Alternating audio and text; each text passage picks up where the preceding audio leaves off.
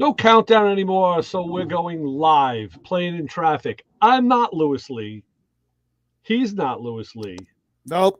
Where the hell's Lewis Lee? You told me he'd be here. Lewis is feeling a little under the weather today, a little verklempt, vercocked. He was like, feeling like crud. So he asked I'm wearing a clean shirt and everything. I shaved. Well, I really didn't shave. But I was hoping to see Lewis, and you promised me Lewis, and now you promised me a celebrity here, and now I got you. That's right. See?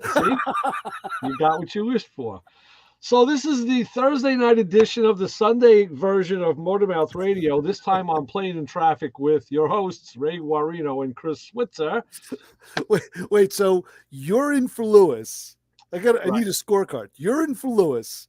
I'm in for you. You're going to start this again. This is how you confused Brian a couple weeks ago on the show. And you even confused me. I was like, what the hell is he saying? Who's in for who? What? Yeah. So I had asked our good friend Kenny Wessel from Wrenching with Kenny if he would come on tonight, because I know we wanted to get him on here, but he had a little emergency room issue. His grandson broke his arm, so they were dealing with that, and he's not available. So, wow. So I'll tell you now, because I was going to tell you Sunday. I'm not going to be here next Thursday night. What? So if you want to fill in, I can get you a spot. Wait a minute. This is the first time I'm on this show now, so they may run me out on a rail by the end of it. So you never know. No, Billy Lynch sold his rail, so we don't have access to that anymore. The Pacers still have the Alton car. We can get that. But wow, Billy sold his rail? Come on. Yeah. A couple of years ago. Oh, wow. Yeah. I didn't know that. It went to a good home. It went to a very good home. It's on a farm. It's on a farm with a whole bunch of other old dragsters, right? I think it's either in New Jersey or Pennsylvania. I'm not sure exactly. Mm-hmm. But it did go to a good home. He sold it with the trailer, the Mr. Ed trailer. Wow. And it was time, I guess. So he had his fun with it. I guess so. But next week, you remember I talked about a while back in February. Mm-hmm. I took a trip with my buddy Chris that I worked with. We went out to Indiana to look at a 59 Brookwood wagon that he had bought. That's right. And we were talking about it, I think, ad nauseum on Motormouth Radio. And I think what the conclusion we came to was that he was out of his mind if he was going to buy it. Well, that was your conclusion, yeah. And then, of course, he bought it. He bought it. And he bought a whole bunch of other stuff with it. Like he bought an LS engine and a transmission. And the car was commissioned to be built. The fellow who has it has a hot rod shop. And he has built cars for people. So there was a gentleman that he had done a couple of cars for in the past who commissioned this build. So 59 Brookwood is an interesting looking car because it's kind of looks like an Impala wagon from that era, but it is, right? It's a 59. Much. Yeah. But back then, the name designated the trim level pretty much. Well, it wasn't the top of the line. No. The top of the line was the Nomad. In 59, no, there was no Nomad in 59. There was a it was. Nomad stopped, I think, in 61. Let me look it up. Hold on. Look it up. Go on. I only on the 55. I don't know. And then I have to. But the Brookwood I know was a lower level. It was a lower level model. Yeah. Sure was. Here's a guy who knows all about cars. Only some of it. Hey. How's it going? How are you? Doing all right. How about you? Doing okay. I was shanghaied into coming on today. Yeah. So I figured, why not? I'm actually looking up, want to see if Ray said that there was no Nomads in 1959, and I say no to that. I think there was. Okay. So let's see. Yeah, could be. I only pay attention to the one that counts. Yours, right? Yes. Well, that year, that's the year I like. Chevy Nomad. No, it wasn't a two-door like one would expect a Nomad to be, but it was the Impala equivalent of a station wagon. Yeah. You know, I was just talking with someone about this just the other day. We were talking about wagons, and I mentioned that we saw a 58 Chevy at a cruise night. And I said, Nice. there was a really cool wagon that was called a yeoman wagon in 58. Yeoman. Yeah. Yeah, it was a low buck job, right? But the yeoman wagon was a two-door wagon like a Nomad. Mm-hmm. And very, very cool. And I saw it up the Syracuse Nationals years ago when I was up there, and just thought the thing was 58 styling with quad headlights side by side, and other than that, it's like 58 Chevy. Like you said, low buck, but but now a two-door wagon nonetheless. well, now guys are making street rods out of them, and I guess they had for a while, and it's pretty cool. So I don't have a whole picture. We just lost Jess. Yeah. I don't have a whole picture of this car. There was also a 57 also had a two-door wagon that was not a Nomad. It was called Handyman. Yes, And that it was was 55 also, 55, 67. It was Right. They were all handymen. Yeah. Sedan deliveries. They were called sedan deliveries. The ones without the glass. No in the glass. back. Two-door, Right. no glass. Right. Right. Yeah. Uh, you put the glass in, they were handyman, took the glass out. They were Okay. convertibles. No, you took the glass, you filled the glass with sheet metal. It was a sedan delivery. Right. So, Yes. they did a lot of cool things with cars and models back then, and names and all. There was a lot of yeah. of cool stuff. I mean, I always wanted to drive a Plymouth Cranbrook. Right. Boy, oh boy. I want a Studebaker Dictator. Yeah, now we're talking. I don't know that one yet. Yeah, No. old. Before your time. Before my time. Let me see. We now back Yeah. to the screen. Oh, here we go. Here's Jim. Let's let Jim in. Hey, Jim. Jim's up. Hey, good morning, Jim. He's here. Then he's gone. You guys are talking about wagons and not letting me in. What is this? Come on, guys. I will show you. Oh, Jim, you put down Parkwood. That's right. Okay. Yes. So Yeah, look at you this. get to figure the next step up was the Parkwood. Right. So these are the fenders for this. 59 Chevy fenders. Yeah. Mm-hmm. These are the fenders for the Brookwood. Let me see if I can. So let me get this straight. This thing isn't built. Well, I'm showing you what I have of it. Here's the Okay. car. The guy commissioned this gentleman commissioned the build, Right. and the fellow who has it did this so far. He painted it, but he didn't paint. It's hard to see if you look at the bottom part of the door. It looks Yeah. darker. Now, mind you, it's full of dust. But Looks the like fenders and the bottom part of the doors are a darker color because the guy wanted it like his truck in like kind of a two-tone fade. Okay. So that didn't get finished. The agreement that Chris made with the guy was he would respray the doors and the fenders solid color. All right. So That bronze, I'm assuming. no, solid. It's this color. It's like a It looks like burgundy. Oh, it is. It looks like almost like a very dark gold. I mean, yeah, you can get. It's because you have a monitor from 1987. Just because it's water driven doesn't mean it's bad. So, Chris being 6'9", I don't know how he's going to fit in this car. Well, he's going to have to take the front seat out and drive from the back seat, I guess. It's going to be interesting. Let's see if I can get. No, why is it bouncing like that? So let me get this straight.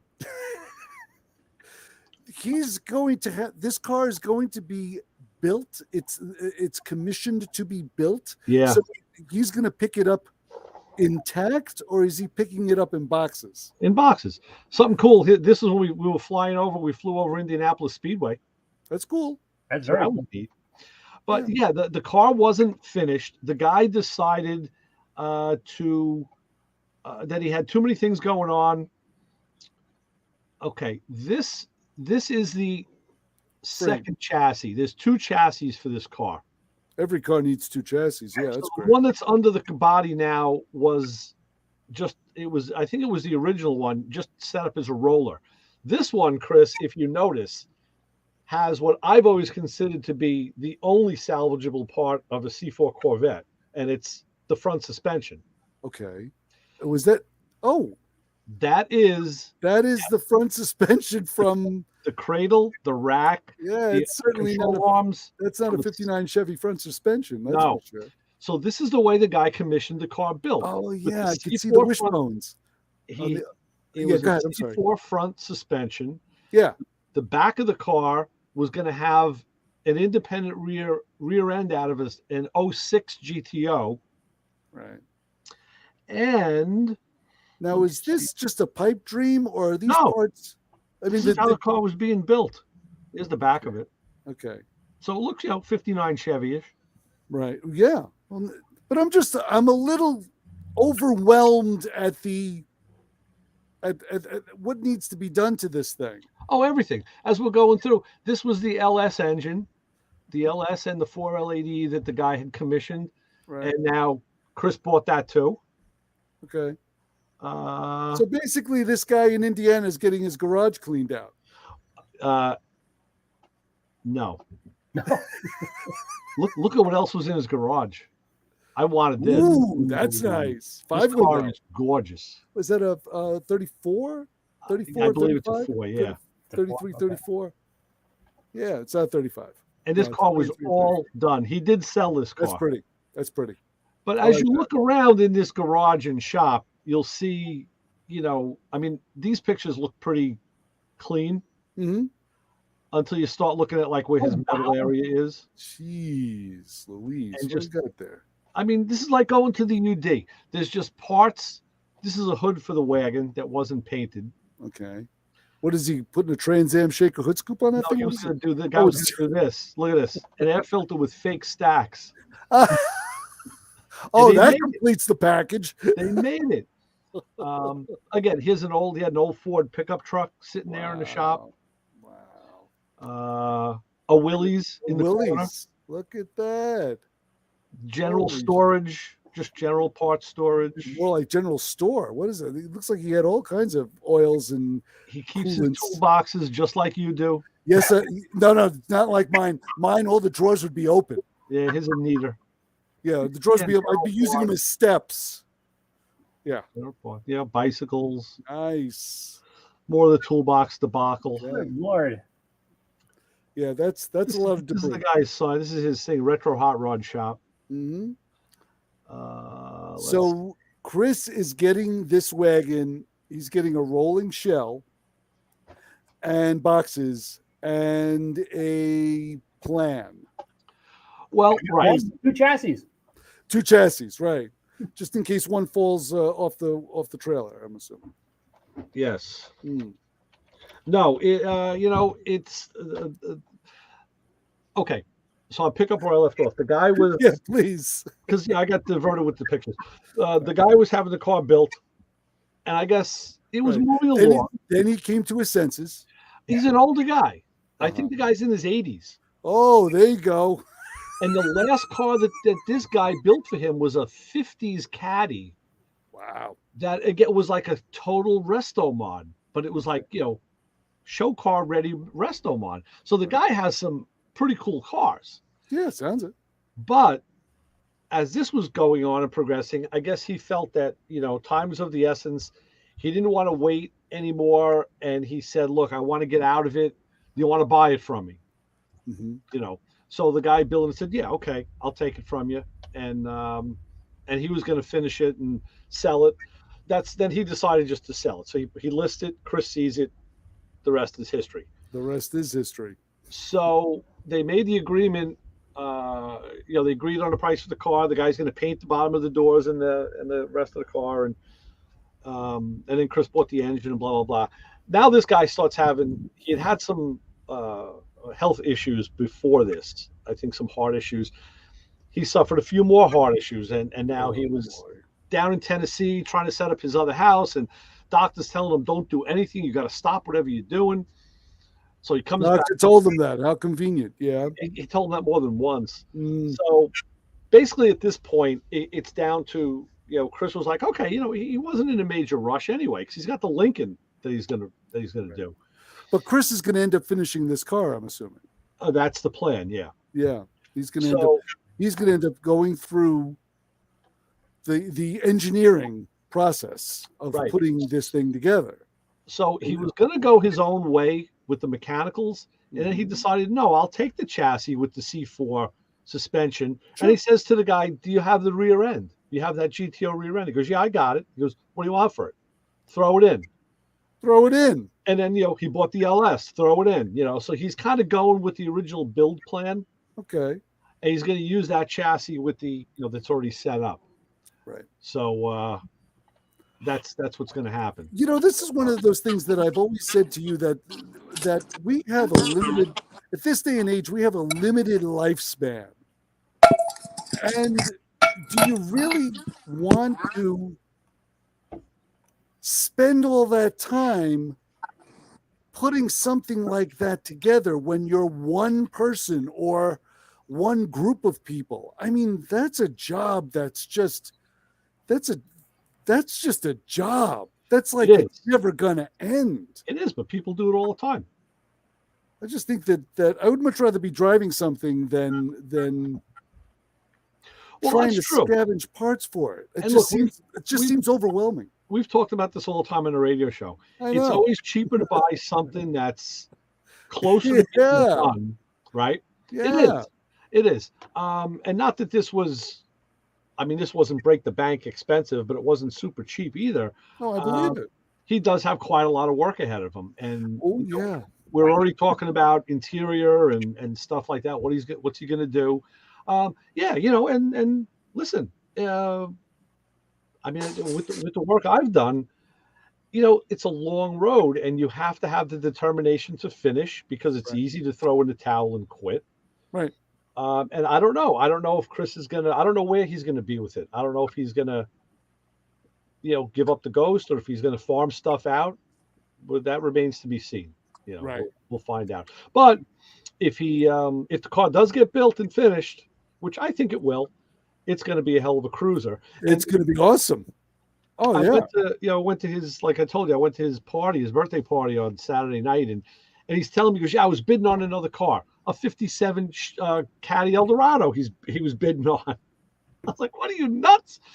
But I hope he's got some corrugated building somewhere out by you that he can store these things in. Well, he's got space in his house. He has a very big garage. But what he did is, after he made the deal for this wagon, he knew that he was going to have to pick it up and bring it back, and the parts and all that. So he bought a 32-foot trailer,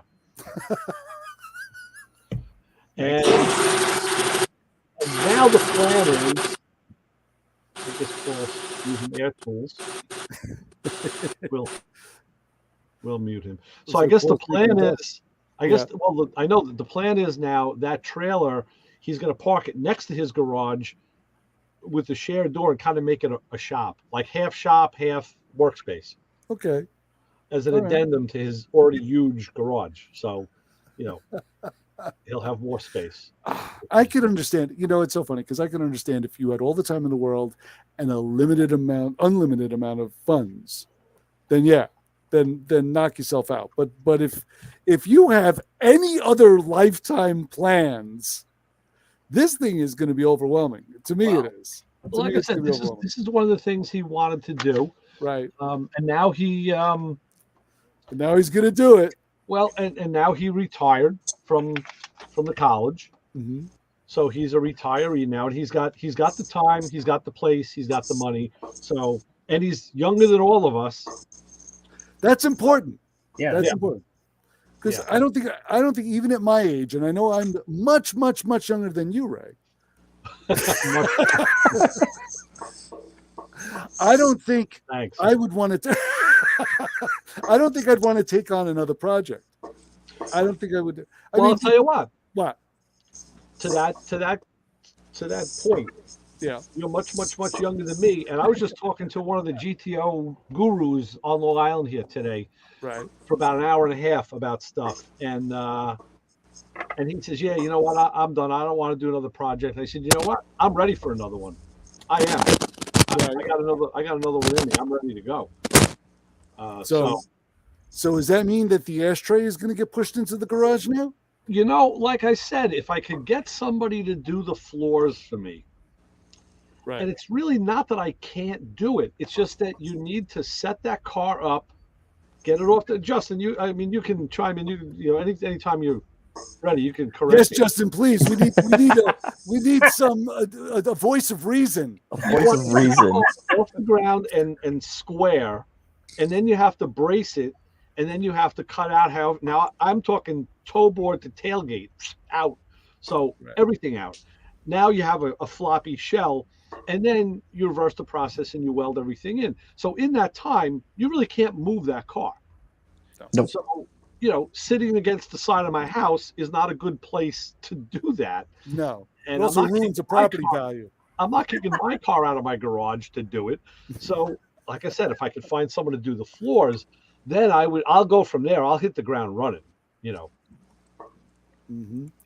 Oh, there's Lois. Says, hey guys, sorry can't be on tonight. Thanks. I appreciate you guys. Have a great night. Very good, Lois. Yeah, we miss you. Yes. I want to talk about school bus stuff. I want to talk about that crazy color on there. Lewis has been making kitchens and building stuff like crazy for that bus, man. He's going doing it all. Yeah. I want to wait for Lewis to do the backsplash in his kitchen because I need to do that myself. So. Oh, he's doing it. So, Justin, tell us what's entailed with the floor swap. Yes. Basically everything you said, really. I mean, it's getting it apart, getting it nice and level and square, and just bracing, especially if you're cutting out that much. So let me ask you this, because I've talked to different shops already, and I know that Lou on his TV show, he did a 55 Nomad, and they did it with a full floor replacement. But other guys I've talked to says, no, we prefer doing like a half at a time, either right, left, or front, back. Other places prefer doing the quarters. What's your guys' preference? We would probably do like a front and a back.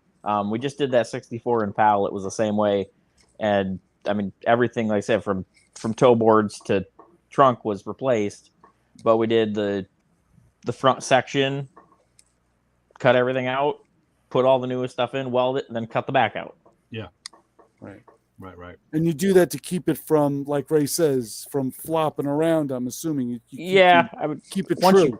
Once you cut out that much anyway, I mean, it is obviously gonna move around, but if you can kind of minimize that, the less you cut, the less it's gonna move. Well, listen, I'll say this. Maybe Chris will be up for another road trip, and we'll load my car in the trailer and bring it up to you guys. That could be happening. Throw the straight front axle in there with it. Right, yeah. I mean, while it's here. Do it all. Paul, I see you found the camera. Yes, I did. I had you muted because you were, I guess, using an air tool, and it was a little obstructive. Yeah, the air compressor kicked on. I apologize. I'm down in the garage. It should be a lot quieter than it was last Thursday, though, when you all had me come on. Yeah, we don't see anybody in the back. You're right. There's not 45 people behind me. Right. Tell us what you're doing. Bracing. No, I mean, just for the people who don't know, where are you and the project that you're doing? Oh, where am I right now in the United States? I'm in my own garage in Texas. Oh, I'm sorry. I thought you were back at the that event again. Okay. No, I'm in my own garage. I came back from Kansas last Saturday. I spent the entire day driving. I got into the house 10 o'clock last Saturday night. Spent the entire week actually working my full-time job down here in Texas at the junkyard. There's been some drama going on this week that we won't get into. I believe all that's smoothed over. The Wrenching for the Future project was a tremendous hit again. I'm glad you all got to see some of it. I hope you all have seen some other of the videos that Roger's been posting and Northeast Technical College has been posting. I've posted. That was an amazing. Every time I do one of these builds with these guys or any of the other groups, each one just seems to outdo itself. The kids, and I got to stop using the word kids, the young adults and students This time they were truly amazing. There was not a single person there that didn't walk away knowing something, learning something, and saying thank you. There were zero attitudes. I've never seen so many people come together who didn't know each other, just all click and all work so smoothly. Yeah. This just doesn't happen in life. You're right. You're right. But for everybody to come together, and keep in mind, these are high school students and first and second year college students. So there was really nobody there that was a student per se that was over the age of 20 or 21. Okay. Every one of them just instantly gravitated to the build. Everyone had a strong point. Everyone that was completely clueless coming in, they had skills when they left. Well, that's what I was going to ask you. What was the varying level and degree of skill sets that these guys had? Coming in, 0 to 3 out of 10. Wow. By the time they left, everyone was 5 to 7. Nice. There was some high school students. They brought in high schools from Kansas, Colorado, and Nebraska. Uh-huh. There were some students that were there all 5 days. There were some students there were there only 1 day. A lot of them were there 2 and 3 days. But the students that were there for all 5 days, I was amazed. And these kids, and again, I got to stop calling them kids, they're going to amount to something. I don't think there's a single one of them that's going to see the inside of a jail cell or the backseat of a police car. They all have good heads on their shoulders. They're coming out of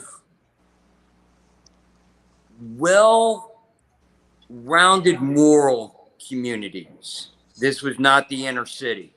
This was a rural country setting.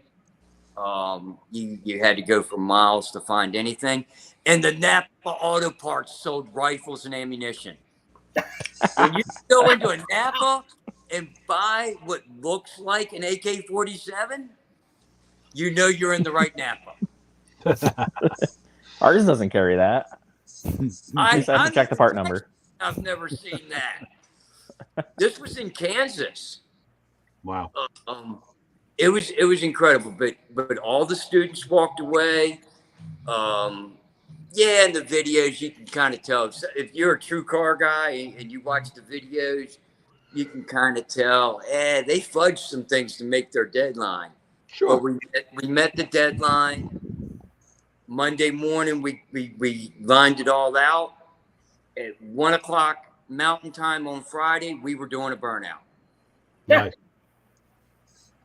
That's how that came about. So that truck was completely cut apart. There was a decision being made for 2 days on which frame to use. We had 3 different frames we were going to use before the decisions were actually finalized on the frame and that dually rear end. Right. So we lost a little bit of time in the beginning trying to plan it all out, but the way we stopped and redirected and redid the whole thing, all spur of the moment, shoot from the hip. I mean, it was shoot, aim, ready, then fire. I mean, it was amazing to be able to pull off what we pulled off by 1 o'clock on Friday. Yeah. Wow. Car in pieces and doing burnout after the weekend. That's awesome. And then from what I understand, on Friday or Saturday, whenever it was, that evening, the truck was driven to the high school football game. Cool. Very cool. And displayed at the football game. Wow. So, yeah, it was. How did that go over for people who don't necessarily know anything besides pigskin and yardage markers? They got to see. And again, when it came time on Monday and Tuesday at the college, university, there wasn't a lot of activity. It was all work, and not a lot of spectator coming through. Come Wednesday, you saw the people from like the cosmetology class come over. You saw the people from the other departments come over and catch a glimpse of what was going on. Wednesday evening, we had town folk coming over to the university, finding out what was going on. Wow. Come Friday at lunchtime, well, you all can see in the video when the video is being done of the burnout on Friday, I couldn't even begin to count the amount of people there. It was definitely over 150. Good. I'm going to go with the 40 to 50 that were involved in the build, the students, the instructors, the staff, those 50 people, plus an easy another 100 to another 150 people. Nice. That's a good crowd. Yeah, considering the town, I don't think that town had more than 1,000 people in it outside of the university. Boy, that's almost the crowd that waits for me outside the station every Sunday. Gotta fight them off. Cheer us on, not run you down. Yeah. They follow him home. Right. They better not. I Yeah, guess like sandwiches and cakes and cookies. And where's Lewis on his truck at this point on the school bus? from what I've been seeing, watching his stuff, he's still working on. He's doing interior trim. He was doing more kitchen work. It's like you got the mirrors on it. You know, now he's a bit under the weather tonight. That's why he couldn't make it. So he's taking a night off. So, like I was saying, next week I will have a night off because I'll be driving back from Indiana. I don't know how this is going to work. We're supposed to turn and burn. It's it's 12 hours, but you figure we're leaving Wednesday, and it's the day to get there. I don't think we're going to get there and load this trailer. That's a little optimistic. So if we load first thing Thursday, then we still have 12 hours from whenever we're done. So we're going to get back late Thursday night or lay over again to Friday. I don't know. I guess we'll figure that out as we go. Because you think about you're going to have to load that stuff and secure it. Yeah. And you always know it's like being on a boat for the first time. Once you pull off the pier and you make a turn anywhere and you hear something go crash, it's always that first turn. Yeah. Well, the good thing is, at least the good thing is the guy at the shop has a forklift. Oh, good. So that's going to help. That's going to help a lot. So we don't have to lift as much. Google Maps says it's 11 hours and 45 minutes.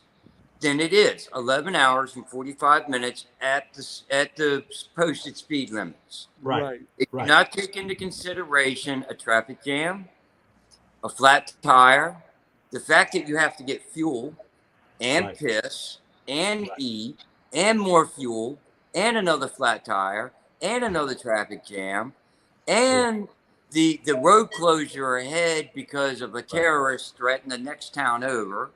Right. Your 12-hour trip is really realistically a 14-hour trip. Sure. Yeah. When all things considered, just traffic. You need to stop and take a break. You need to walk around for a minute. You can't just drive it straight through. We're not that young anymore. Yeah. And you also got to remember the construction in Pennsylvania, which is always there.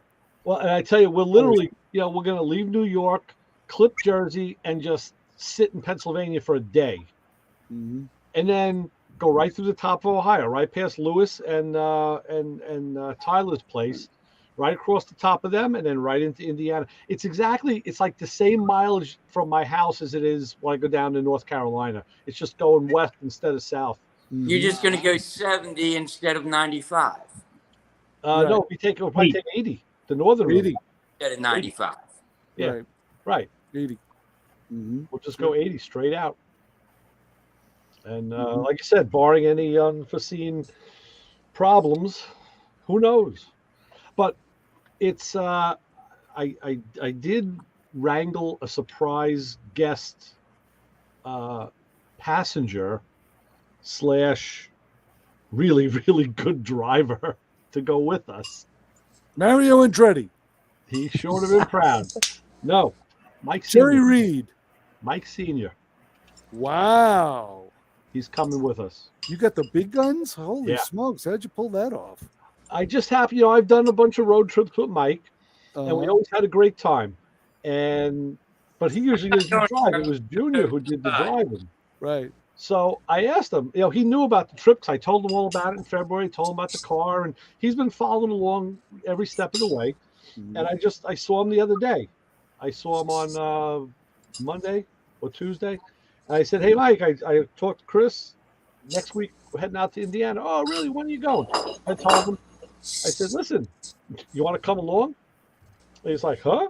I'm like, yeah, we could use another person, and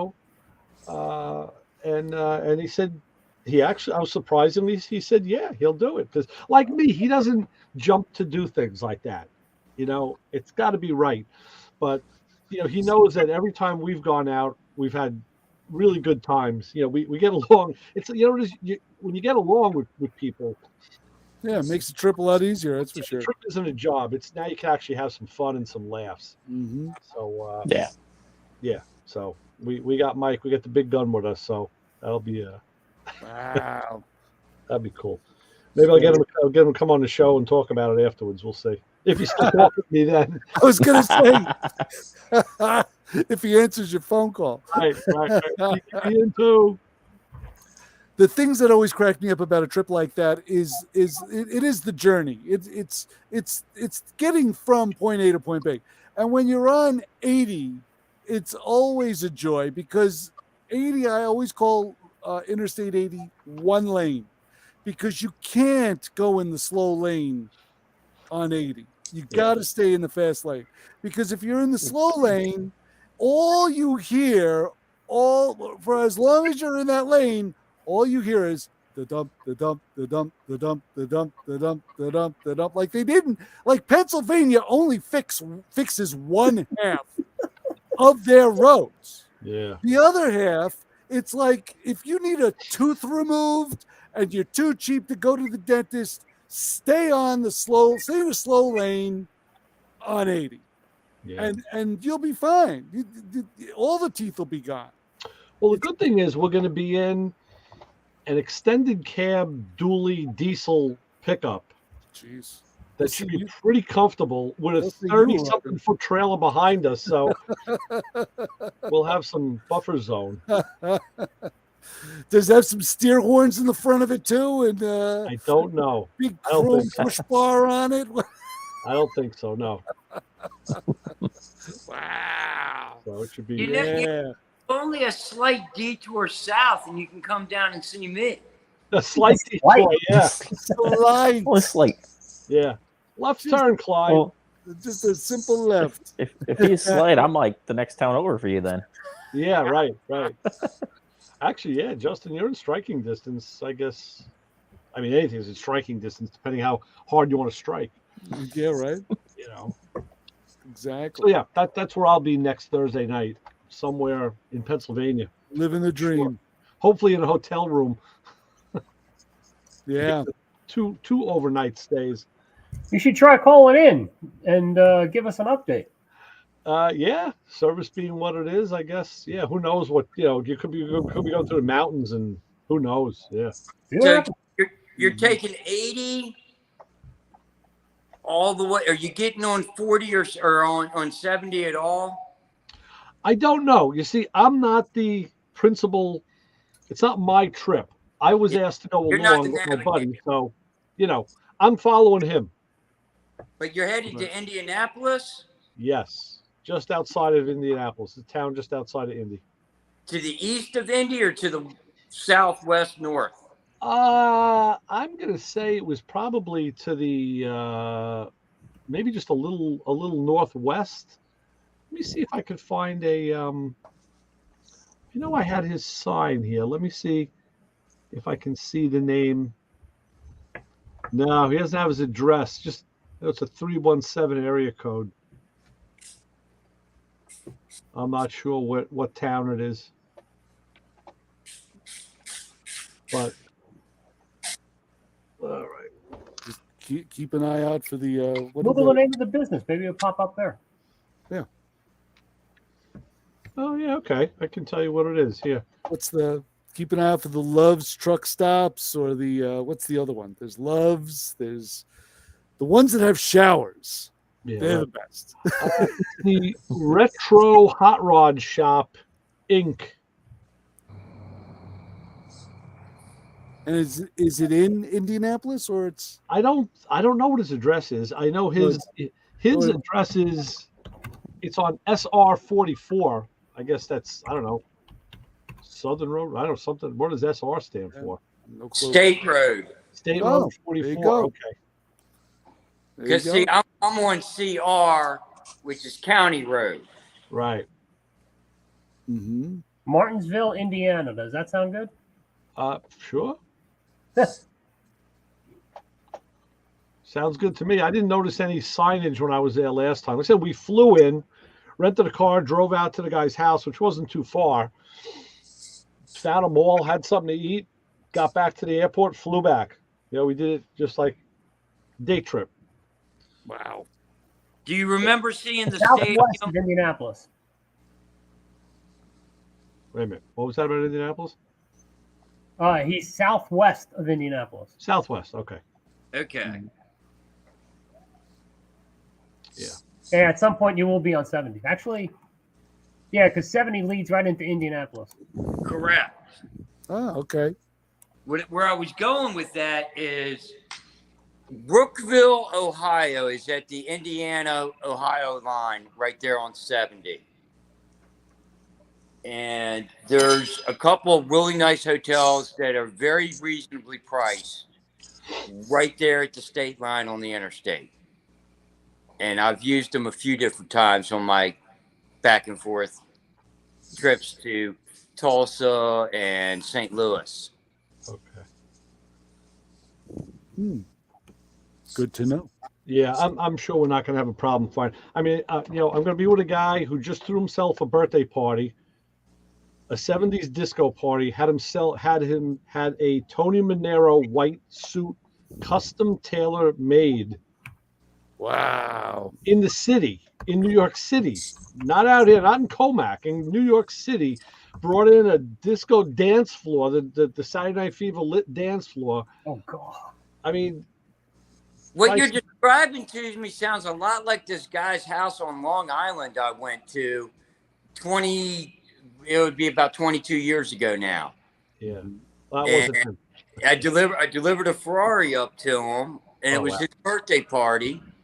And I got there, and he could care less about the car I was bringing him. It was the girls, they're paid for. Have fun. Take a break. That wasn't this guy. Man, I just want to drop the car off. Yeah, that wasn't this guy. Nice. Yeah. So I just did a quick Google Maps of Martinsville, Indiana. Uh-huh. And the directions actually say take the turnpike down to Philly and get on 70 there. Oh, okay. Oh, wow.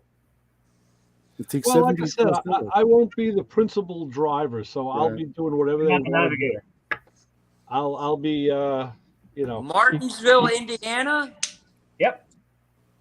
Yeah, that's not far from the airport. I've driven past that sign multiple times. It's not. Yeah, we were there. We were at his place within 20 minutes. Mm-hmm. So there's a difference for you. We parked his Tahoe at LaGuardia, and then we got there. We got back. It cost $70 to get the Tahoe out of jail.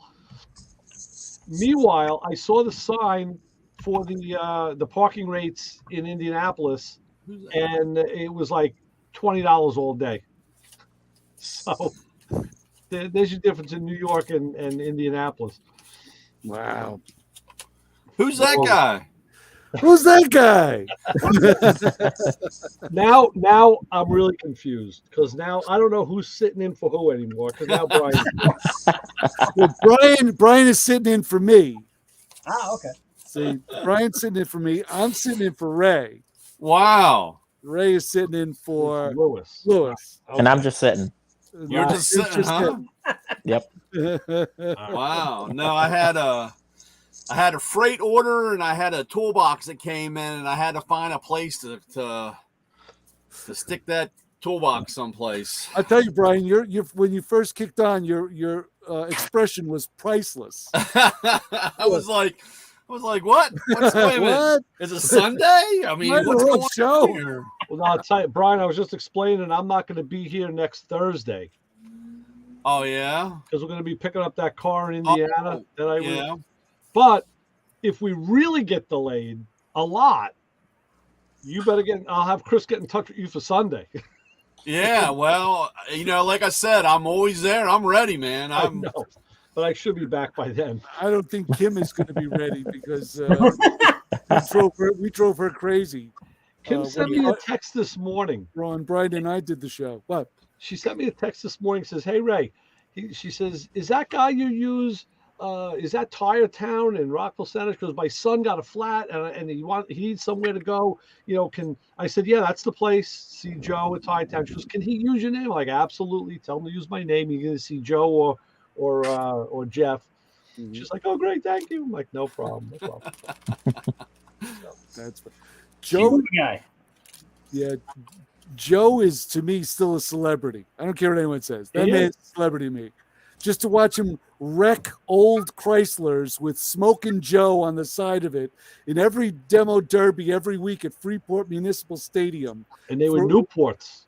They were all Newports. Yeah. Now, I wanted to bring the clip in to show them. I was watching Chips yesterday, and they had a Demolition Derby episode where Ponch was driving in a demo derby. He's driving a freaking 69 Firebird. I wanted the car. And there was a Nova wagon in there and like a 71 Chrysler, two-door. All the cars had windshields in them. And back. Oh, of course they did. Right? Yeah. Demo derby. Yeah. I love watching derbies on TV because then you can know the people who just don't know anything about derbies. Yeah. I mean, the Firebird's getting hit in the back, and it's like the rear end is not getting pushed up past the back seat. It's like, that's a strong Firebird. Apparently. Jeez. Yeah, well, that's I've run a few cars that they don't do that. Well, you could definitely tell what was disposable back then. Right.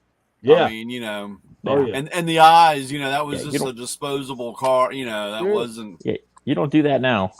John actually drove the plot. One of the secondary plot themes was they were trying to off them, so they put a bomb in John's truck and another bomb in Ponch's car, in the demo car. So John found one in the truck and diffused it, and then he realizes there's probably another one in the car. So he takes Ponch's Firebird that just got fixed after the last wreck and takes it out onto the course to warn Ponch, and Ponch say, what are you doing with my car? And of course the Firebird gets flipped and wrecked, and he gets out of the Firebird and that blows up. So yeah, it wasn't a good day for Pontiac. Wildest demo derby I've ever seen. Yeah. And I've seen a few. Yeah. Pretty cool stuff. And I remember just hearing him over the announcer, the stadium announcer would always say Smokin' Joe. It's like just throughout my whole childhood, just watching every demo derby and him being in every one of them. We used to go when I was dating my wife. We used to go every weekend. That was our ritual. Every week we went, and every week they took our bottle of wine, and wouldn't give it back to us, and to get into the stands. And then booze into a everybody did. Everybody's bringing beer and wine, trying to smuggle it in, and they'd always confiscate it. We're like, how though? But then I ended up getting to know some of the guys that had cars, so I actually got pit access. So I go in through the pit gate and hang out with the crews. That's where to be. Yeah, what year was this that you were had pit access? This was the late 70s. Yeah, I was probably the early 80s. So because when did it close? 83, I think it was. 84. Okay. Rolling Thunder like 81, 82. Rolling Thunder used to sponsor a car back then too. Oh wow! I don't know if you can see behind me. On the wall. I see a red, white and blue sign. I can see Q104. Yeah, right below Q104. It's red. It says "Save Our Speedway." Save Our Speedway. Exactly. The Speedway stickers. I was just wearing my Freeport Raceway shirt yesterday, as a matter of fact. Mm-hmm. Yeah. So when we interviewed Joe Galogale at Tire Town, I was like a giddy kid because this guy's a celebrity to me. And I'll tell you what, I put that video up on Motormouth Video. So on our YouTube channel, you can go up and find it. And I got to go back about 2 weeks, and there's some clips of him doing the demo interspersed in that video. So it's pretty cool. Might go watch that. Play it now if I can find it and play it now, but yeah, we don't want to watch it. Yeah, very, very, very cool stuff. Very still a celebrity nonetheless. And I'll tell you what, I'll give you another piece of Freeport trivia. The wheels and now the front tires, not the back tires anymore, that are on my Pontiac, I bought them from the winningest modified car driver that ever drove at Freeport Speedway, Paul Morseri. Yeah. I bought them he had them on his 64 GTO, and I bought them, and they were on my car right now. The front wheels? Nice. Well, the four wheels. I actually bought the wheels and tires, but I've since changed the rear tires. So, the rims and the front tires were his. Oh. So. Actually, new Paul. Not going way back one. Oh, yeah. Tyler once I met him and kind of I met him back in the day, but those guys were too busy to pay attention. But, so now when I reestablished with him, he came to my house. He was hanging out in the garage with me when I was building the car. Look, anytime you need help, just call me. I'd go to his house and hang out. He passed away a couple of years ago now. Oh, wow. So he's gone. Another one. Hey, Ray. Tyler just let me know he's backstage. Oh. All righty. Let's see. There you go. There's Tyler. So what happens when you're in full screen? You don't see people. Hey, Tyler. Hey, Tyler. What's up? Yeah, that's what I was telling Terry. Terry's like, "Oh, I'm gonna go live on Instagram for a little bit, and then I'll pop over to the show." And I was like, might be waiting a while because Ray puts his stuff full screen and then doesn't see anything. Right. Luckily, I got someone watching my back. That's okay. I was just gonna go down the list and start messaging people. If Justin didn't see it, I was gonna call Matt Coverman. Well, you should have just started with me. I did. I sent you a message. Did you? Oh, yeah. Shit, yeah, I guess you did. Yeah, didn't see that either. There it is. Well, when you're not looking at the phone either, Yeah, Brain's focused. I sent you a picture of bed? the long shot performance guest suite. Nice.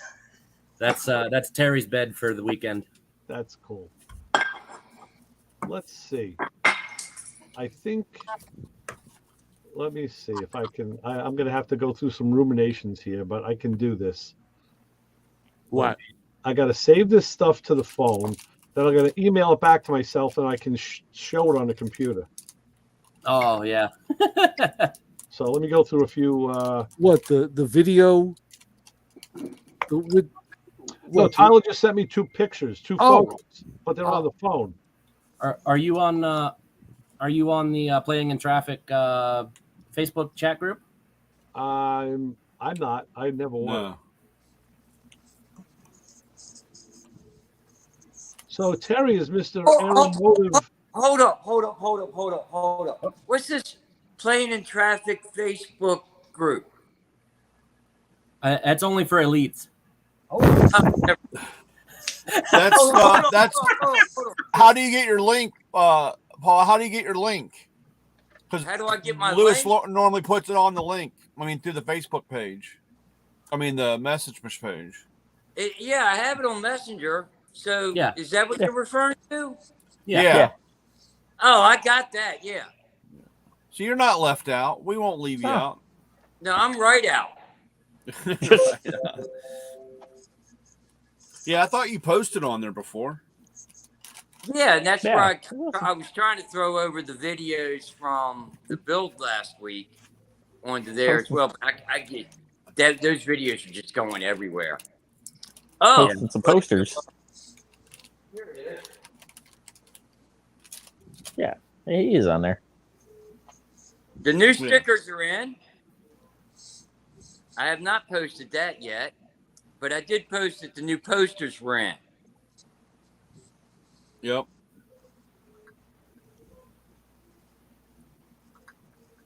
So it's about time I finally got real stickers.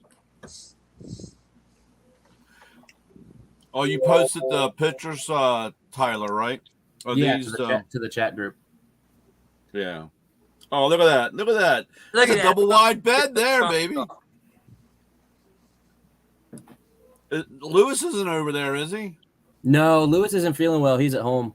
There we Oh, go. because I was getting ready to say you might be the Oriole between that whole thing. Oh, The shop looks nice and bright. Yep. There's a lot. There we go. Look at that. There we are. Yeah, he's got a LS on a cherry picker for a nightstand. That's I was just good. gonna say. That's good. you That's the like LS instead of a nightstand. so instead of a teddy bear, he has an LS. Right. Yeah, I told him he should do like an Instagram reel or a YouTube short and says when people say they eat, sleep, and breathe motors. Well, Right. there you go. Right. And if it falls down, it'll be his LS alarm clock. exactly. Yeah, no. So I don't all know. you LS guys out there, I got a good amount of 5.3s that I'd like to sell 8 or 10 of them. So Wow. you The want to problem with somebody 5.3. want to stroke a check for 8 or 10 5.3s?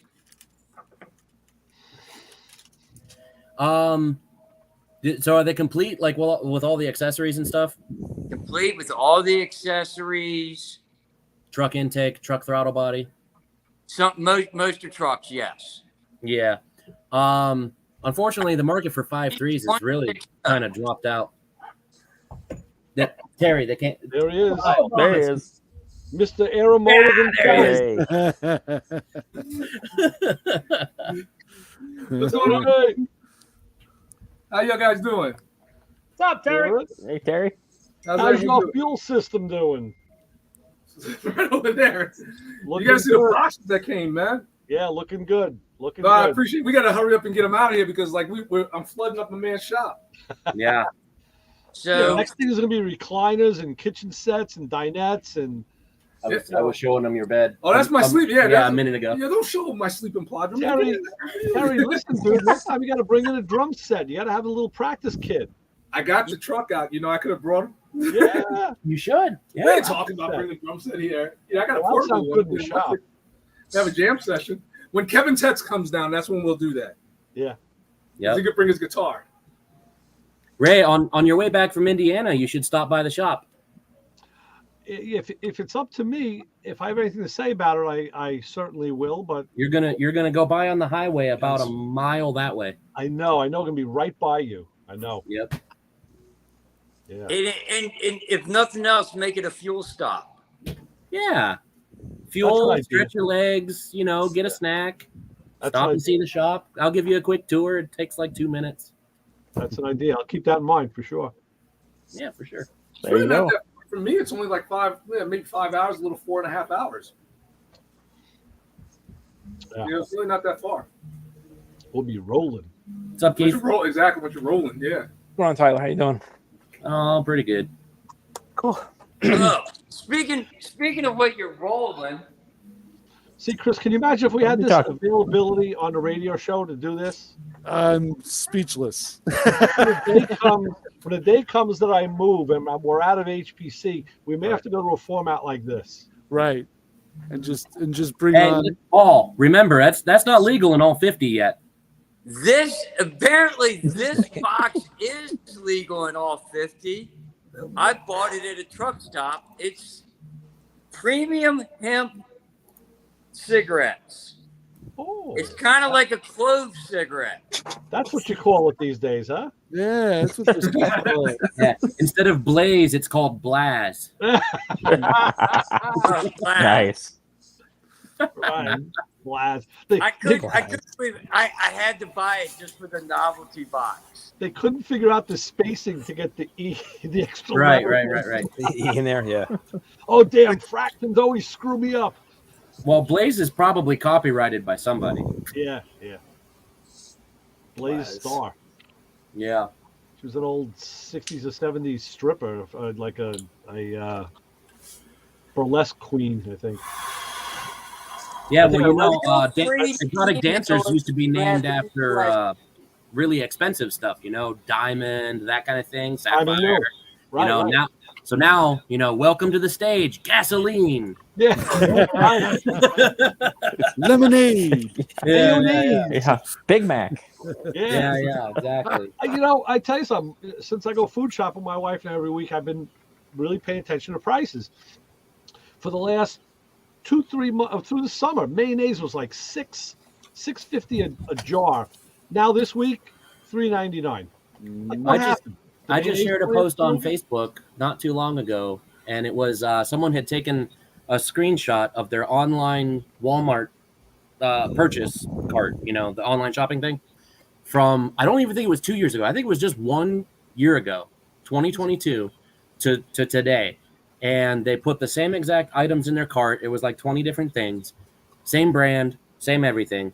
And nothing extravagant. It wasn't like top of the line stuff. It was like great value butter and, cornflakes and stuff like that. And I think the lowest increase on any of the items was 44%. And some of them were up in the 60s and 70% increase over 1 year. Yeah, I believe it. Crazy. It's crazy. When we had the egg problem, the big egg thing, and you had to put your eggs in the safe at Walmart. Next to the toilet paper. Yeah. Yeah. Well, at Walmart, the mayonnaise was over $7 down here. Yeah. And I remember the day. It was funny. I'm pushing my cart through there, and there was this lady staring at the eggs, and she's like, "These eggs are still $2.49 for an 18 pack." And I was like, "So?" And she's like, "Over at the grocery store, it was, 5 something or 6 something." And I was like, "Oh, I might as well go ahead and grab one anyway," and grabbed one. The next week, they were like, $9, and I was like, I don't even know, that was they missed the chance on the markup on the first wave or whatever. That's when Keith went out and planted chickens. Yeah. This is the reason that I have my. I got chickens. Yep. Oh, I better go. Actually, thanks for reminding me. I better go put my chickens away. Automatic doors. Let me go put the chickens Count them first. Yeah. Count the chickens first. Lewis commented on the YouTube and said, "Stop by and see us. Stay in Youngstown and see if Tyler will cook the good stuff." Looks like he already has a bed for you. Yeah. We just got back from the grocery store. Actually, I picked up 6 ribeyes to put on the smoker tomorrow. I'm gonna be like, it's gonna be like a Secret Service detail, because I'm gonna be with a guy who's 6'9", and Mike, I think, is 6'2", and I'm like 5'9.5". So it's like I'm standing in a hole. You're not gonna see nothing. We'll send out some of those platform shoes for you. There you go. Right. To go along with your bell bottoms that you were wearing last week there. I kept 2 pair. I ordered 2 more. I kept 2 more pair of them, a black pair and a brown pair. You're gonna look like a wide receiver standing next to a lineman. Yeah. We got to go back to the old neighborhood, Ray. I know. So you can show them off. It's funny because my niece's husband, Rick, from up here, he's, I guess, 6'5", I think, and he's a big guy. But at my mom's wake years ago, Rick was there, of course, and then my friend Chris comes, and I saw Chris walking up, and I was talking to Rick, and I said, "Oh, Rick, there's someone I want you to meet, my buddy Chris from work." And it was classic. Chris came around him, so I got to see his face. He looked and then just looked up, and he looked at me, and he had this astonished look. He's like, I can't tell you, literally can't tell you when the last time was I had to look up to see somebody. This guy is tall. I was like, yeah. So you tend to see, like, we go somewhere, like when we work together, we go across campus or whatever, and we had to walk. So his regular stride is like 8 feet, right? Like 3.5. So it's like a small small block next to a mountain motor big block, trying to keep up. At least put a TV so Terry can watch TV. I mean, that's kind of pitiful. He's got his back to the TV. He's got his back to the TV. Sitting there. I don't know. He's over there. He's editing videos. He's been videoing stuff all day. Oh yeah. Did you put him in a corner or what? Poor guy. No. Doing the thing. He's a, he can hear you crap talking. Oh, okay. Shh. No, I got the nice lo-fi beats playing out in the shop, and he's got his Oreos and tea. So Nice. That's a good night there. Wow. Nice. Very yeah, good. I think when I hop off here, I'm gonna go pull some coil packs off this Camaro and figure out what my ground issue is with that. And You know, speaking of coil packs, I had 2 cars in the last month that had a coil and plug issue. So my wife's Cruise had a PO 300 code. It was generic, but I changed the coil pack into 4 plugs. Now the next tank of gas, I got like 4.5, almost 5 miles of a gallon better. And I'm like, holy crap. There you Shit, go. really? So now I'm waiting to see it. Well, I did do some highway, so I'm waiting to see if it's an anomaly or not. But I'm like, wow, you know, Yeah. it's gonna get to the point. I think I'm just gonna start changing coils and plugs like every 4 years. A lot of Yeah. people do. my pickup truck, it's a 2007. It's got the 6.0 in it, and it's got 241,000 miles on it now. And pretty sure it's the original. I thought it was the original plugs when I pulled them out. The gap had to be like 1/4 of an inch. Right. I was missing going up hills and stuff without a load, and so I replaced those, and it runs a lot better now. It's got an occasional miss at idle. I think one of the coils is going bad, but I'm only getting like 9 miles to the gallon all the time. It doesn't matter if I got a trailer on. It's 9 miles a gallon. That's it. Yeah, that's what I get. I have a 04 Quadra-Steer. Yeah. Same thing, 6.0, and no matter what I do, it's like 9. I never get double digits. I used to get like whatever. 12 or 13 on the highway without a Oh. trailer. But I've never- it's the non-DOD motor, Yep. but it's got the VVT. Oh, I don't have BBT. So I want to, as soon as I get another daily drivers around here somewhere, I'm going to pull that motor out and I'm going to put a stroker crank in it. Well, that was like the I problem approve I of had that with my message. daughter's All the Volkswagen. torque. What was that, Brian? With the coil. You know, she, Oh yeah. you know, it was really weird. I went over to a buddy's shop to do an oil change and go over, and on the way there, the check engine light would just like flicker once or twice, and by the time I got there, you know, like I had a dead miss. So we put a coil in it and got it all done and did the oil change and rotate tires and blah blah blah. Went through everything and the Pete took it for a spin and came back, had another miss. So coil number 2, you know, and then Right. he goes, man, I don't understand. And I was like, oh, this is crazy.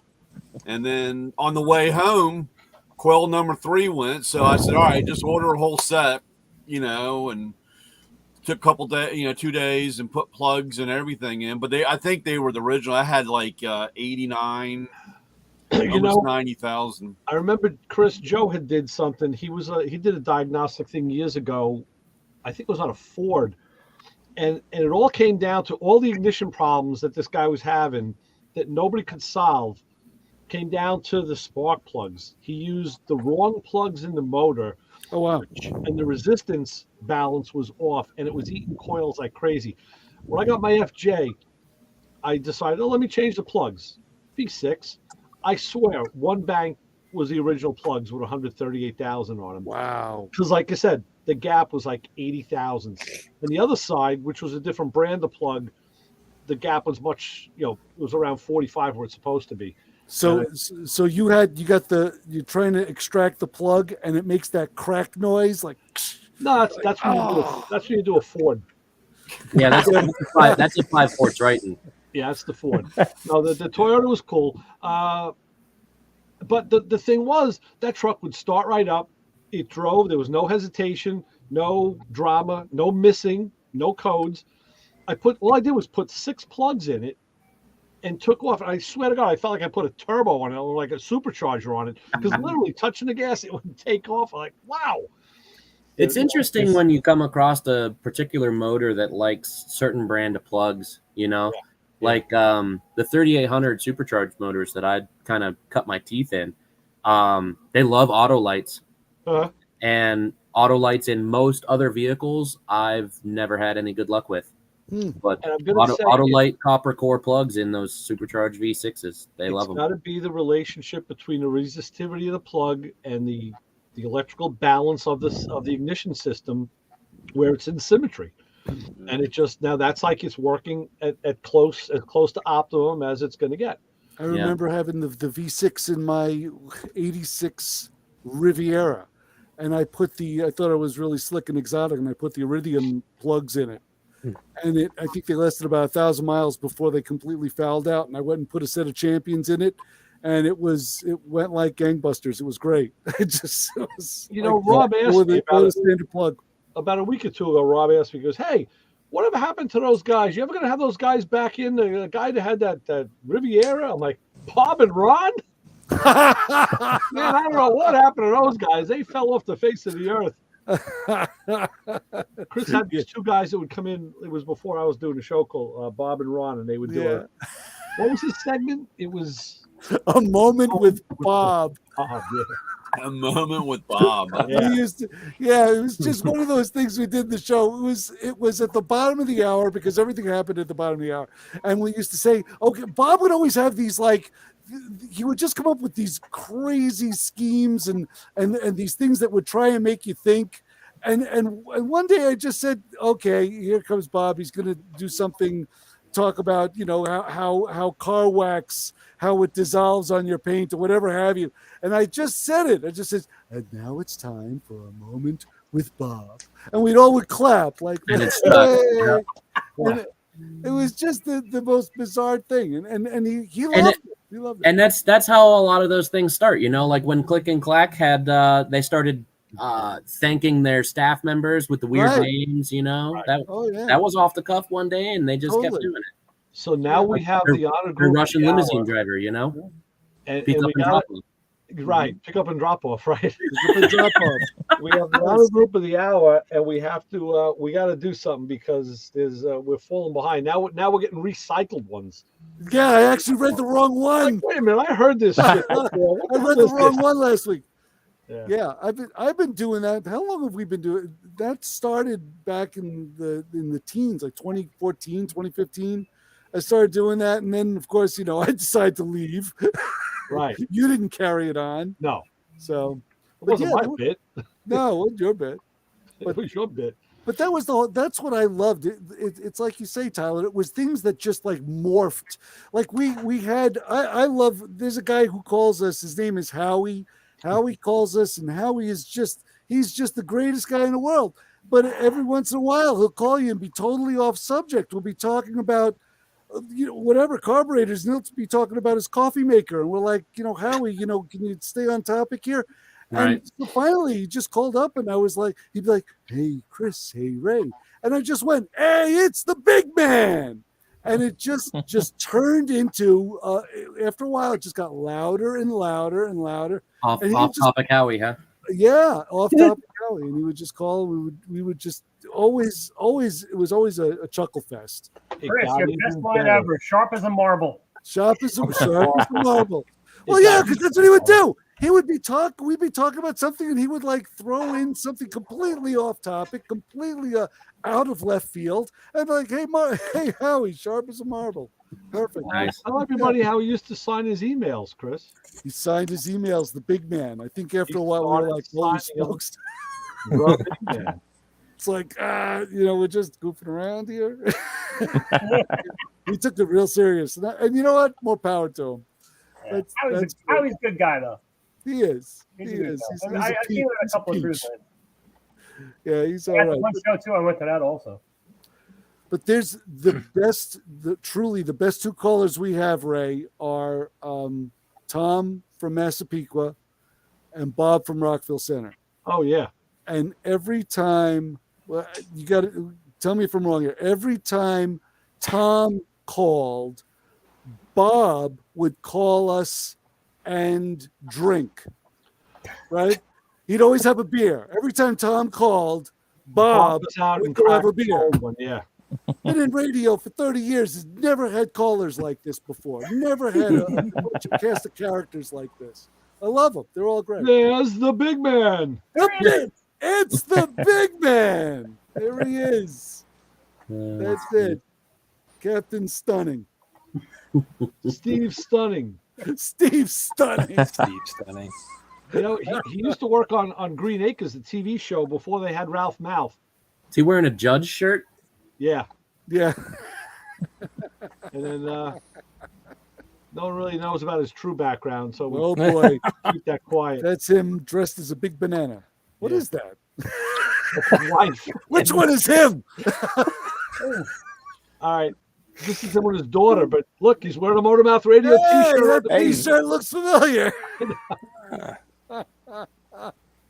Holy smokes! Wave Someone's goodbye, dancing Howie. with him. Goodbye, Howie. Goodbye. Holy moly! Where did you dig those up from? In my folder. His Howie folder. The Howie folder. The Howie folder. You got to be careful with Ray because send him a picture, he has it forever, man. Oh, he does. He Yeah. does.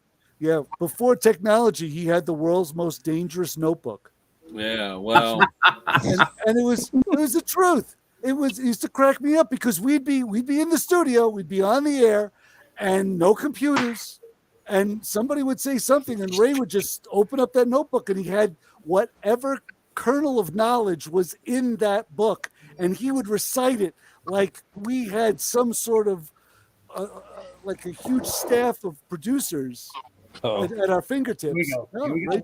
Ray just had the notebook. He's gonna grab it. He's gonna grab it. There it Yeah. is. It's there. Well, he had a little black book. And it says the world's most dangerous notebook. Yeah. This is 2011. This is just one of them. I got a stack of them going back from. I keep them every year. And this was what always cracked me up. You guys are getting this. This has been massaged and streamlined from this is this year's book. well, Whoa. Now my Fancy. daughter has them custom made for me. Yeah. oh, nice. Wow. We would be doing radio shows, and Ray would bring in props. I mean, it's one of my favorite stories. He'd bring in stuff. I'm like, Ray, this is a talk show on the radio. It's not a visual medium. And I'd have to sit there and describe stuff. After a while, I was just describing everything. He was just pulling out of his, just here, take this, here, take a look at that, take a look at that. Listen, that's how Howard Stern started. And then Yeah, you started yeah. videotaping it. Yeah, and that was it. I had this cheap Japanese video recorder, and I just used to bring it in, and I would videotape it and put it online. And I think some of them are still online. Some of them are still around. Just videoing Ray demonstrating something in the studio. That's funny. So, yeah, and trying to have people imagine in their mind's eye as they're listening to this program. I think the best one was when I snuck in like a fender. God. You didn't see me. I had to wait till you went. I had it out like in one of the other rooms in the studio. 'Cause there's a bunch of other rooms there, and like Kim and Rob, like, what's that? Shh, be quiet! Don't say anything. Shh, quiet. Yeah. And then I had to wait till you went in and got behind the console and all. And I came in the door, held it real low, and just brought it in like dragging the floor and hit it. And I just waited to like spring it on you. Yeah, look at this. There was always times where we had to shock one another, and that was always the best thing when you had that initial reaction. And yeah, I'd be on the air blabbing away, and Ray would come in with this Fender, and I'm like, "What in the heck? What are you doing? What are you bringing huge car parts in?" It was that reaction that would just make the show. Listen, if Johnny Cash can get one out of work in his lunchbox, they can get one in. Yeah, Right. Piece at a time. Heck of a lunchbox. proved it many times. That's a good trick too, because that studio is not big. Not No, small. it isn't. Hey, It was Ray, it was just all about timing. It was. Coach Hey, guys, Isaac is Bell. Time for me to get to bed. All right, Jim. All right, Jim. See you, Jim. Hope to See you, see you. Jim. Hey, Ray. Coach Isaac's backstage. Well, good. Okay, I was looking for more pictures here, so let's see. Where's Coach? There's Coach. Okay. Hey, I got a question. Hey, Coach. Has anybody seen the GM Futureliner in person? No, I haven't. No. Unfortunately, no. The old Futureliner concept. Yeah, 1953 thing. Isn't it at a museum in Fort Wayne? I don't know. There's going to be one out in Lakeland this weekend. There's only about 6 of them left. I think they made like 10. I think there's one at the museum I toured last year in Fort Wayne, Indiana. So you saw it? So yeah, let's see. It's right next door to the what's that automotive manufacturer from Fort Wayne? I cannot remember the name of the car. Fort Wayne? Studebaker? No, not Studebaker. Not like Auburn, is it? Yes, Auburn. Yes. Oh, Okay. okay. Yeah, the Auburn Museum is up front, and then on the back of the property, there's an All-Mix Museum, and there's a Future Liner in there. There's a Future Liner in there? Including the world's only factory-painted DeLorean. Oh, wow. DeLorean only painted one, and it's there. Right. What color? Wow. It's red. It's bright red. Right, that's what I thought it was. Yeah. Red. Yep. Mm-hmm. Yeah, there was something about there's a story to it. There's a whole plaque and everything. I can't remember. Something about like the batch of stainless they made those body panels out of was like a weird color. And it was like going to be it was going to look way different than the rest of the cars anyway. So they decided to paint it. Yeah, Lewis just commented and said he's seen it though. Yeah. That's a really cool museum. It's dirt cheap to go through. The Auburn Museum is really cool. It turns out that there's like Indiana has a history in the automotive industry. There's like 70 some automotive manufacturers that started in Indiana back around turn of the century, and some of them only lasted a few years. Some of them lasted longer and combined into larger and larger corporations. It's a really cool place to visit. I've been wanting to go. We go down there every year for PRI. I should go. Yeah. Oh, it's worth taking half a day and going to see. It's really cool.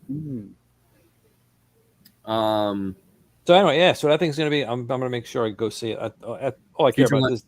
Yeah. They're having some contours, something or other at the over in Lakeland, and I'm like, and then I saw, the Future Liner's gonna be there. I'm like, oh, I'm just gonna go and look at that thing, and maybe look at other cars, but mainly just to go see that thing. Yeah, Auburn, Cord, Duesenberg. Those are the three that combined. ACD, just it's right there in Auburn, Indiana, right outside of Fort Wayne. Interesting. Yeehaw! All right, gentlemen, I am going to run. I'm gonna bounce and go get some work done and keep Terry keeping me. So, how's the roof? It's still leaking? I just come in and y'all. Oh, I guess so. So what do we say to all the people that are waiting? It's your job to carry on the show, Coach. What do we say to all the people that are waiting for Chris out in the lobby out there? I hope you have an umbrella. Yeah. Don't follow home. Let's have an umbrella. I fixed that leak. I fixed that damn leak. Are you sure? Where's the new leak? Now there's a new one somewhere else, right? It probably are. I wouldn't be surprised. Yeah. No, that leak's done. Well, now your carpentry and home repair skills are well known. 2 years. 2 years I was chasing that damn thing. Everybody kept saying, put a new roof on. Yeah, you have $8,000. Good night, guys. Good Good seeing you again, Chris. Yeah, pleasure. See you guys. Thanks so much, guys. Good night. All right, Chris. We'll see you on Sunday. On Sunday. See. Yes. Thanks for coming on. All righty. That's funny. Back to the band of 5. Okay. Close No, enough. they made 12 of these. It looks like they made 12 of the Future Liners, and then each one is a different theme. No fooling. Right. What kind of themes did they employ? I'm just reading off Wikipedia. Power for the air age, and I guess they had all different displays inside of them. Yeah. I don't know. I'll find out more this weekend. Energy and man. Out of it. Didn't the side of those open up? Something like that. Open up. Yeah. They had this thing because I know the one like that was on Ken Diggett. I think that one. There was one on. I don't know if it was Ken Diggett or. Yeah, it was. Yeah. Well, there was. I can't remember if it was on another one because they had a jet motor because it was the future of flight or whatever, and had a. They had to go. It's this one, Power of Air Age. Yeah, they had to go find a jet engine, and they to put in the thing, to show how the turbines worked or whatever. Yeah. It was a whole thing. Yeah, they did it on Bitchin Rides. Yeah. Yeah, Very the whole cool. idea of That's cool. that, is something that I don't think we're ever going to see again. It's really pretty cool. Yeah. But that's when the future was a bright and prospective place, not like today's future. Oh, it still is. Like now. Still Not is. like Yeah. not like the hellhole it became. I'll tell you something. My daughter had to go to work. She works from home, but every 2 weeks she has to go into the city, and she had to go in today, and she was kind of sweating it because you just don't know what's going to happen at any given moment on any given street corner in Manhattan. Yeah. Yeah, you guys have had a lot of activity up there lately. Oh yeah, Yeah, all the protesting. hell Between yeah. the protesting, the flood, the water. I mean, you guys, New York's yeah. had a little bit of everything. It's been a regular party up here. Yeah. Everybody in New York saying close the border in Arizona. Right. Right. Well, earlier they were saying, "Come on, we're okay," and now Yeah. it's whoa, wait a minute. Well, that was the governor that we had that said that, and then now Yeah. he's out of office. So what the hell does he care? Yeah. Cut and run. See it. That's crazy. It is. It's nutty. I don't know. Gonna Yeah, move it's to gotten crazy down here, man. Indiana. I've had just All right.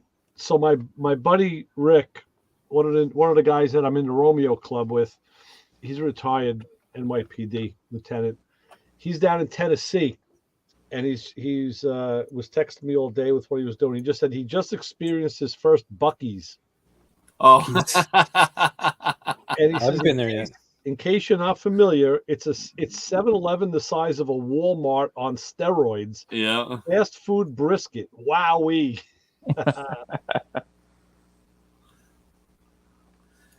Yeah. Yeah, it seems like it's just a Walmart and a big gas station.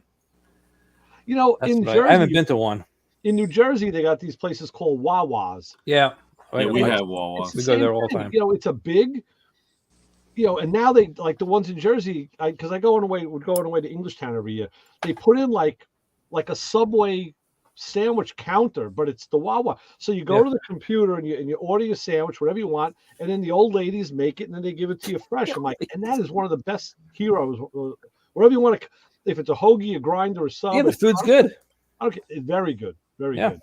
Yeah, we have the Wawas and the Royal Farms. Okay.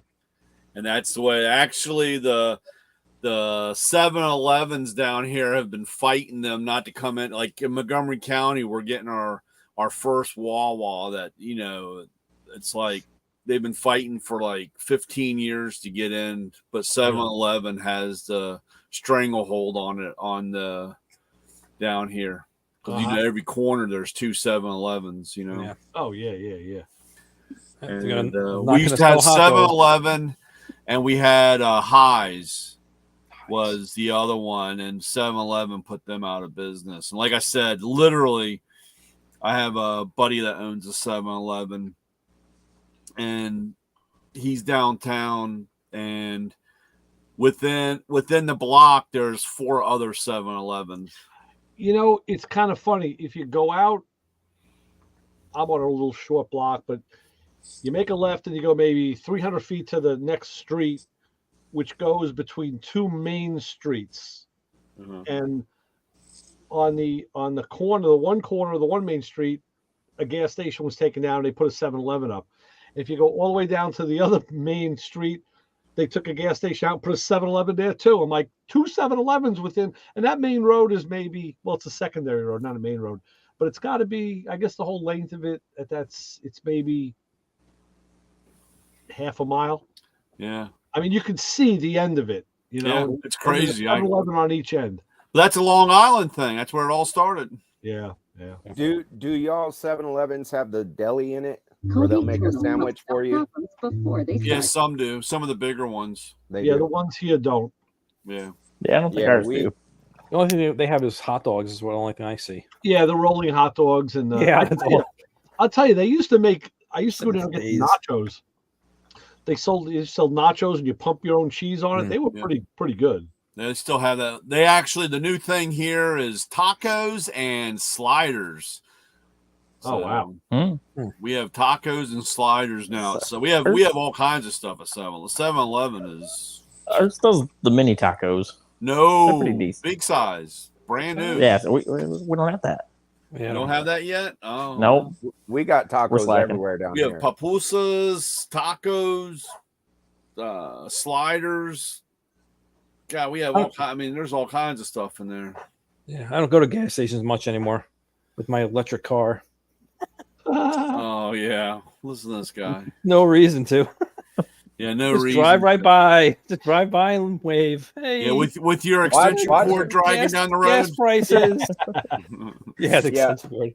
Watch yourself with that. You might have to pull in to get gas for your generator. Yeah, exactly. I'm towing. Yeah. Brian, have things changed at all down there, or you know, with people? Is there anybody back at work, or is everybody still in shock? Oh, it's terrible.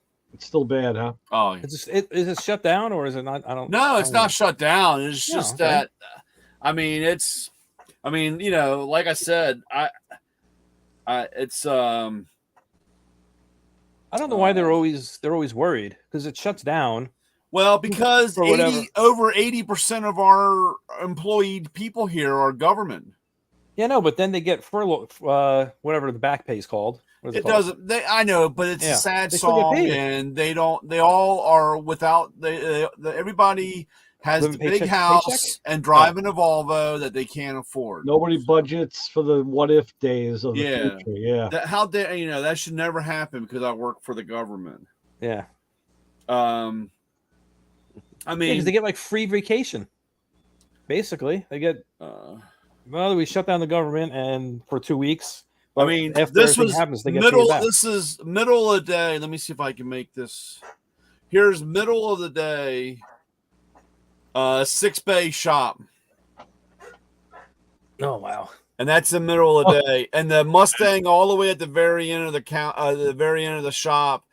It's a Fox body, and the guy's putting a cage in it.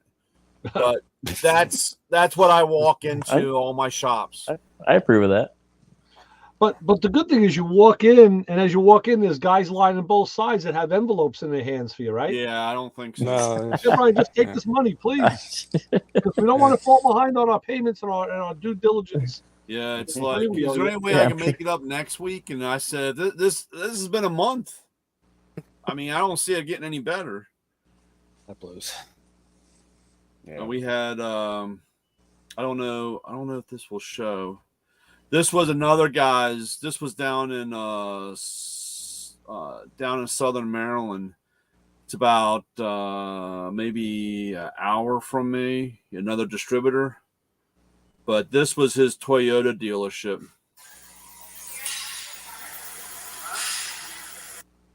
Well, it's a good time to wash the floor. Empty. Yeah. Opportunity. Yeah. Scrub the lift bays. Deep clean everything. Maintenance on the lift. Yeah. My Toyota dealership. We I have don't over do 100 that. guys. I have over 100 guys at my Toyota Lexus dealership, and it looked just like that Tuesday. I'm pretty thankful our shop does not look like that. Yeah, we're not doing, We you're not had- doing repairs. we had you're the doing hoist, custom. the hoist maintenance guys. We actually had to push cars off the hoist just for them to do their work. Yeah. It's got to We be got lucky. the regional thing. Obviously, it's got to be because the people in that area are just, predisposed to freaking out. Yeah, dude, it's unbelievable. And like I said, Well, Brian, good time to take a vacation. Yeah. Yeah. Oh, Time off. yeah. Thanks. With no money. This is me. This is how well, we're still alive, but gotta watch myself. But this is great Mako planning here. I ordered something, and I think, it'll take forever for it to come in. oh no, let's bury Brian this week with no, it's, right. yeah, when it rains, it pours. with $20,000 that's going to be due. You know what I'm saying? Well, You know it you never don't works, right? Yeah. you don't have guys buying tools because they're not working on cars, but they all do eat tacos.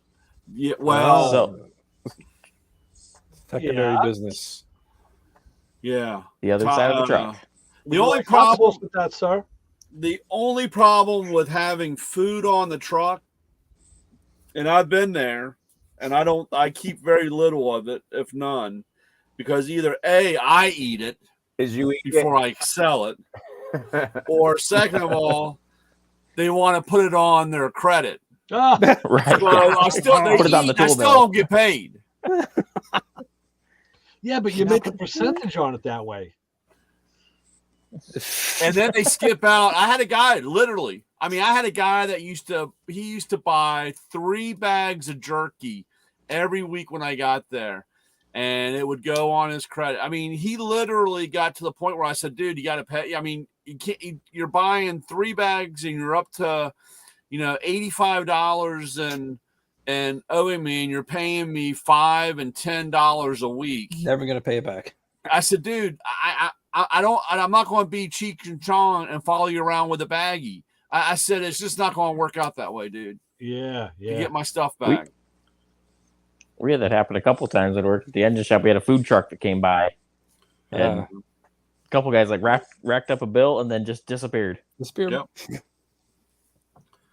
And the funny thing is that guy had gotten he actually OD'd on energy drinks and beef jerky. Ended up in the hospital. Literally ended up in the hospital, and I think he owed me over $200 in jerky. I didn't know you could actually do that. Yeah, how could you? OD and jerky. Yeah. Well, I guess it's all the salt content. I mean, he ate like 3 bags and guzzled down 3 energy drinks and went into some kind of. They literally called they called the ambulance and took him off to the hospital. He had some kind of shock. He was in some kind of Peter Pan Never Everland shock or whatever. Dude, I don't know, man, but every once in a while I see him and he ducks around the corner because he knows that was me for beef jerky. I used to sell this popcorn stuff that was incredible, dude. The popcorn was incredible. Same thing. I had a guy, he was going on a date with his girlfriend. They were going to a movie. The dude stops by my house and says, "Can I get 2 bags of popcorn to sneak into the thing?" You sprinkling like some Coke on there or something? I don't know, dude. It was good stuff, but I was like, "Are you serious?" He's got some chick sitting in the front seat of his car, and I'm like, "What?" He goes, "Yeah, we're going to the movies. Do you have any of that popcorn?" Yeah. What the heck? Do you have any idea what time it is? I said, "You gonna pay for it?" "I'll just put it on my bill. I'll get it later." Oh my! Of course, dude. Of course. Yeah. That's the stuff you can't make up. Dude, I got stories. Dude, I you know how you were talking about a moment with Bob? Yeah. I'm literally thinking about bedtime stories from the Maco Man. Well, you know what? You really literally, I'm serious. You should start writing them down in a log. Yep. Yeah. Just like notes, and then when you come back to it, some of them you're going to say, "What the hell was that?" You're going to forget. You're not going to know the details, and some you will. And then you could transpose it later. Yeah. Definitely. When you retire from being a tool man, you can write a book, Bedtime Stories with the Matco Man. You seriously could. And I agree with Ray. Start taking notes and writing it down. And Brian, I'd buy that book. I will even ghostwrite it for you. You just got to feed me the information. Dude, I got I got stuff that you would never believe. I mean, the stuff that we would have to change. It would be like on Adam 12. We would have to change the name to protect the innocence. Yeah, right. Yeah. Well, that's okay. That's unless you get someone's permission, you really can't write about them. So yeah, you just make up a fictitious name. Yeah. Carlos Danger. Client 43. Yeah, those. Oh, I'm sorry. Those are names of actual politicians here in New York that screwed up. Maybe they won't mind if you use their Yeah. That was Elliot Spitzer. Tell you, man, it's crazy. Bedtime stories with the tool man. Yeah. Everything I've seen and experienced on my daily routes. Yeah. That's why you got to put there. You're not naming who you're with. I had one day I'm down in a certain part of town that's pretty tough. Had a dude ride up on a bicycle, comes up, knocks on the side of the truck. I mean, on the door of the truck. The door was open. He knocks on the side. I said, "Yeah." He goes, "You got tools on this truck?" and I was getting ready to get smart. I was like, "Man, you don't open that door with me because I'll Right. But I was like, "Yeah, why? What's up?" And he goes, "Can you tighten the handle up on this?" I thought he's talking about the bike, right? Right. He reaches down into his pants and pulls out a machete. Wow. Dude, I don't know how he was riding a bike with a machete in his pants. It's a circumcision in every stroke. Dude. Hey! So I'm like, "What's wrong?" He goes, "The handle's loose. Could you tighten this up for me?" Yeah, It's no like the problem. Moyle said, it won't be long now. I was like, "All right, dude. Yeah, no problem, man." Jeez, that's crazy. You want to make sure you wipe your prints off that thing when you're done. Man, Yeah, Right. Yeah. we used to have it was literally an ice pick. Uh-huh. I mean, but it had a Matco part number on it, and guys used it in the body shop to actually push, like small dimples, like when you're doing body work, you get behind and push with the metal. And I was selling these things like crazy, Uh-huh. Couldn't figure out why at first. I mean, this is when I first started. Uh-huh. They were all using them as shanks. I was like in a prison yard. Yeah, I was like, dude, I was this one kid. I had this kid.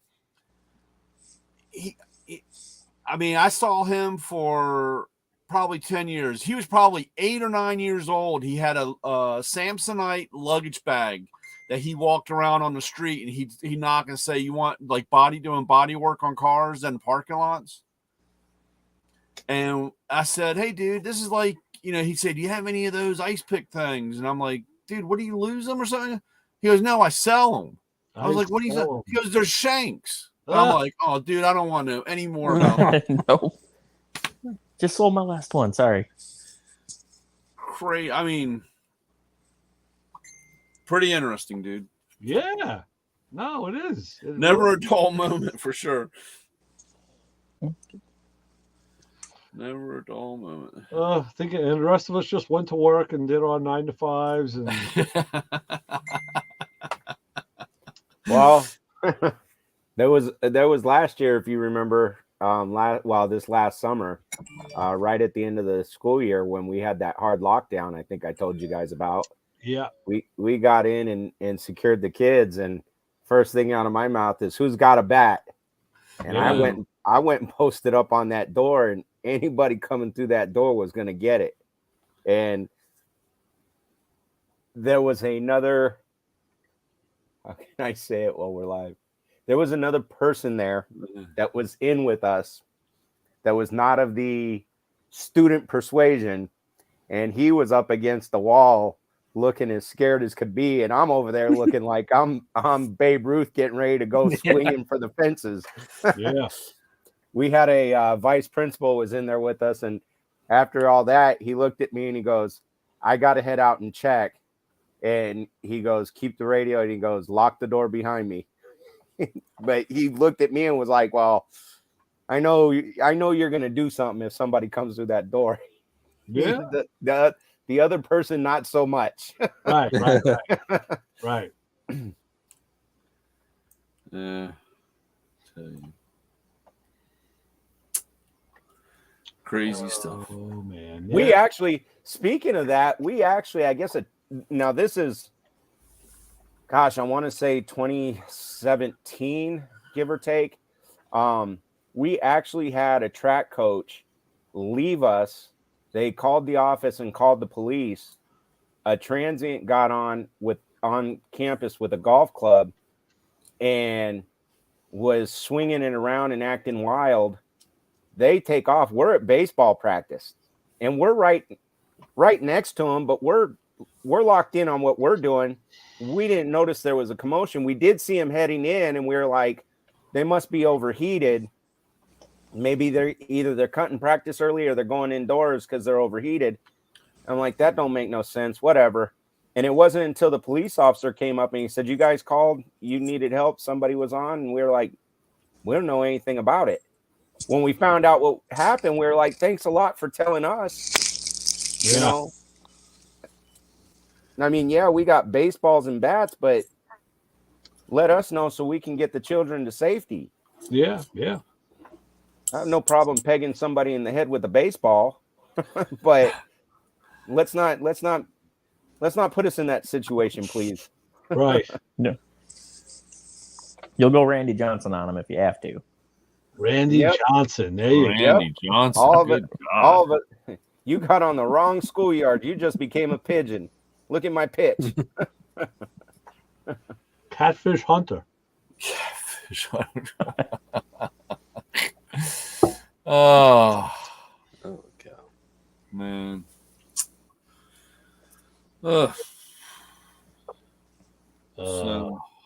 Is right. So I've been restoring my console in my car. Yeah, I saw that. I got some more pictures. You know, I actually was doing all the. I did one of the lids. You know, it's a black base and it's ribbed. The whole theme of that car is ribbed, which is kind of cool. I like it. But is it chrome or is it? It's pot metal but chromed. Yeah. So the first lid, what I did is I fine line taped all the ribs, and then I used a brush with some 60-degree gloss black and painted in between them with a brush, and then did the sides. I had a second lid, and I said, you know what? I'm going to try this another way. I masked off everything else except the two bigger areas, and I sprayed it with that VHT paint that I use. Yeah. I love. And I looked, I said, yeah, the spray is the way to go. Yeah. So I fine line taped off now all the ribs on that one and sprayed it, and it came out real nice. Yeah. But now I got to do the console base, which is bigger with a lot more ribs. Yeah. And that's only like, what is that like 3/16 between each one? So you get, or is the center itself? I can't remember. Is the center just chrome and you have the black on each side? There's black in between each rib. Yeah. The ribs are raised and they're chromed pot metal, and the base is black. And so I was using 16th inch fine line on the lid. There's a little bit of variance in those ribs. Sometimes one gets a little wider. 16th was a good size to use. Yeah. But there is is it like a 16th of a space in between each rib? So is it tight? Is it that tight or a little more? It is tight. I didn't measure it.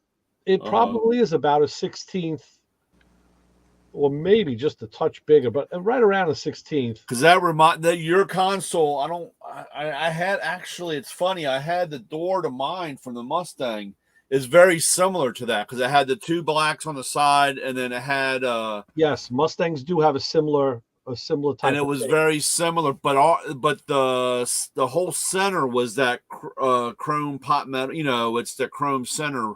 Right. There was no black in between. So, and mine was wood grain. So it was really, it wasn't real wood grain, but it had a sticker wood grain, so the kit was, when I redid mine, it was pretty easy.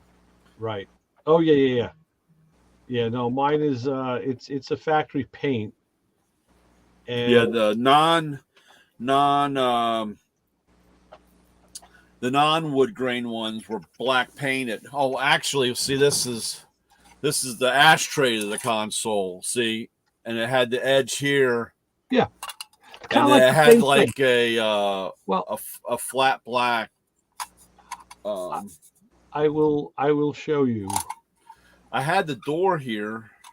It's funny how you're talking about that, and I have half the. I mean, it's right here, Brian. Yeah. So, Nice. so this is the lid, the door, which is separate, and this is the whole base. Yeah. And you can see, like up here on the dash, these are ribbed pieces too, around the radio and Wow, the whole bottom of the dash. That's all ribbed. Yeah, and it's like chrome. It is a pot metal, but it's chrome pot metal on the side. Yeah. So see it's real similar to the Mustang, but the Mustang one would be like inch wider on the black part. Did your gauges underneath, was that, where did you find, did you take that out of another console and cut that with the ribs, or is that just striped? This here? Yeah. No, that's actually a aftermarket piece. There was a guy when I was at the Syracuse Nationals. There was a guy who made all sorts of aluminum, like air cleaner lids and and gauge panels like that. It was just raw aluminum. But I said, perfect. It's finned. I said, and that's kind of like all the interior stuff is like that. I have my finned and highlighted valve covers on the car, and I have a finned and highlighted rear end cover on the car. So it's kind of like the prevailing theme of the car. So I bought that, and then I got in touch with the guy, and I asked him, I said, hey, listen, can you make me an air cleaner lid that's finned? And he said, well, what do you need? I said, well, I needed it for the dual quads. And he said, well, yeah, can you send me some dimensions? So I drew them out of sketch. I went out and I measured the fins on my valve cover. And I dimensioned the drawing, and I sent it out to him. And he sends me, how come this didn't, let me see here. He, are the back of your seats finned? No, the back of the seats are not. Okay. So he got back to me. He says, where did you get the dimensions like that? I said, well, I did it. This was my mock-up. I actually did it out of tape and mocked it up just to see kind of how it would look. And then this was when I pulled the tape off and used the black, the black wrinkle paint. And this is what he made me. This is the aluminum piece. Cool. And then, of course, no, that was to be mocking up the tape one. My pretzel rods over there. So let me see. Yeah, blue tape. I wonder if I don't know if nope, that was still me. Yeah, that's his in the middle. This was the stock Edelbrock one. Yeah, then I had to file. Yeah, I filed down the ribs to make them shiny before I painted them, and then just black wrinkled. This is the stuff I use. That was one of them. PJ1. That's the trick. Put it on a hot plate. Yep. About 100 degrees. Fine line tape on the pieces you don't want painted. Black wrinkle. Beautiful. Yeah. And then when you pull the tape, there you go. So that's what's on the car, and that's what's on the car now. But now I think I want to go to like dual. I was going to go to like dual shorty little velocity. Yeah, there it is. There it is on the car, and it kind of matches. The car was in buy shop. It's a little dusty, but these are the valve covers from 1977. Yeah. And then this over here, this MSD box isn't an MSD box. I actually cut about 2 inches out of this box and re-welded it. I just use it to hide the heater valve for the vintage AC. Oh. And I mounted it this way so the ribs would go the same way. Yeah, that's cool. Yeah. But, Nice. Yeah. This is it's all dusty because it was in the shop, so it looked like crap. But the air cleaner was new. But yeah, he did a good job. And then I had to make nuts. So I went to my friend's house who has a lathe. I took some metal and I turned it down and made like a shaft style nut and then knurled the ends. Yeah, I don't have a picture of it. And did a good knurling on the end. So I had a custom nuts too.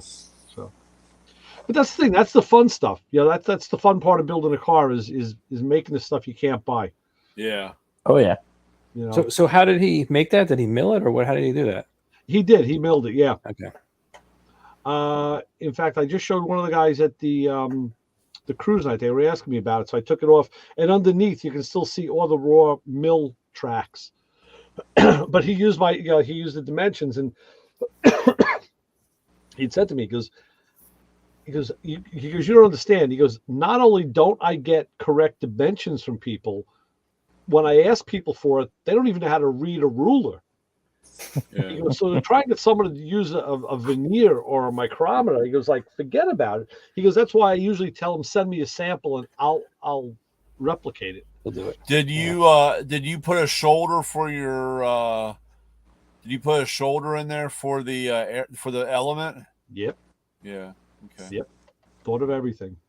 And I think he only charged me it might have been like $70-$80. Wow. Yeah. But for a one-off piece of aluminum. Yeah. And then, now he's able to put that in his catalog as a finned dual quad, right. So he can sell them now whatever he wants. But I thought it was worth it. Yeah, definitely. Heck yeah. Just to get something that's, with my spec, something that I wanted. So yeah, it's cool. I know, Justin, I want to ask you a question. One of the things I was going to play with that I'm not 100% happy with in my car is the ride of the front suspension, because I have Global West's, I think they're 900 pound per square inch springs, and the QA1 adjustable shocks with tubular control arms. I was thinking about, what if I took that out and just put coilovers in? How different? I've never had a car with coilovers, so how much different is the ride and handling characteristics with coilovers as opposed to shocks and springs? To me, they seem. I mean, they ride a little bit stiffer. I mean, they seem a little more planted. You don't get as much kind of bounce.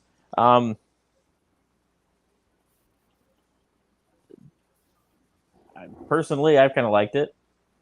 You like the coilovers? Yeah. Okay. Like the coilover kind of setup, especially if you get adjustables too, where you can kind of dial them in a bit. So with the adjustability, you can dial in. You can adjust the ride height, correct? So you can adjust the ride height with that adjustable kind of sleeve. Right. You had the adjustments on the spring. Right. You can either get single or duals. Okay. Yeah. Where's and my then, where? And you can adjust the dampening of the shock as well.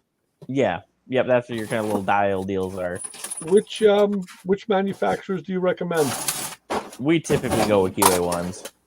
We've had really good luck with QA1 stuff. We've used Vikings and stuff like that before, and had no issues with them. But yeah, Viking is the one I think my friend's son used as Monte Carlo. That's an offshore brand, I think. Yeah, we typically 9 times out of 10 we're going with QA1s. I'm trying to wrap my head around the size, the diameter and wire size of a coil spring, as opposed to just this coil over doing the same job, and it just doesn't compute in my head. It's like, man, how does it hold the car up? I mean, I get the coil spring part. I know they work because they're in. Everybody's got them. So, don't they adjust the so on the spring and stuff, as to what you're saying, Ray?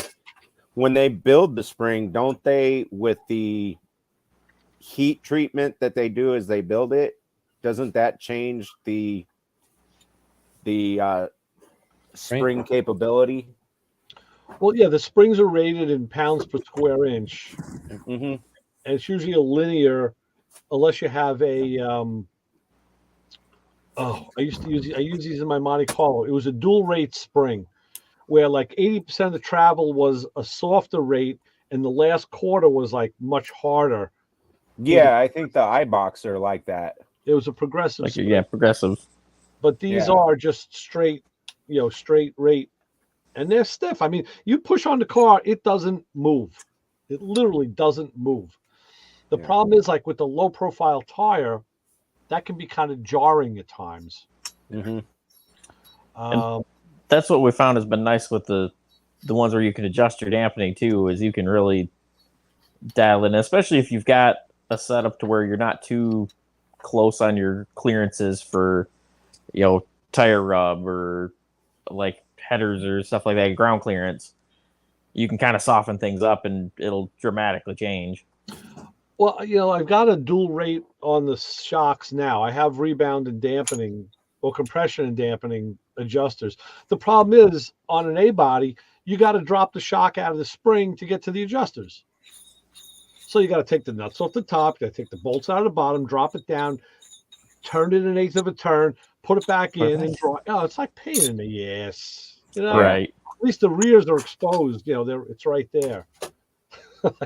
God, come on. Give me a break. Brian's got the hardware there. Yeah, this one's for the rear, but it only has one adjustment, right? Okay. Because on the front ones, I have on the front strut. I have a a knob on the front. Yeah, there were singles and doubles, right? It depends on the. But I think this one's for the rear, and I think it just had an Allen screw set in there. Yeah. I think one of them. But I thought I had the ones for the front are on the other side.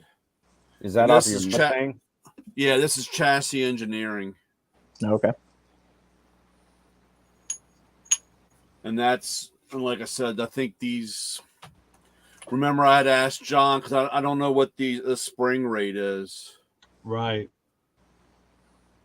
I thought it had a stamp in it or something. Yeah, it should have some numbers or something on there. Yeah. Right. That'd be nice. Yeah, I got coilovers in a bunch of different cars. Do you? And my G8 is the best feeling one. I spent more money on those. Those are peddlers. Right. And then the cheaper you go, the worse the ride is. But I have BC coilovers in my HHR, and they're okay, except if you hit like a dip, it just follows the rotor. It's like boom, and you dip right with it. It gets kind of violent. I've had that problem. There's a park down by us, and I drive through it, and I guess it has kind of like a washboard surface, but not short. They're kind of spaced apart, and the car starts this oscillation over it. Yeah. And I'm like, as stiff as that front end is, you cannot push it. It starts to oscillate. I'm like, damn. It's like whoop-de-doos. Yeah.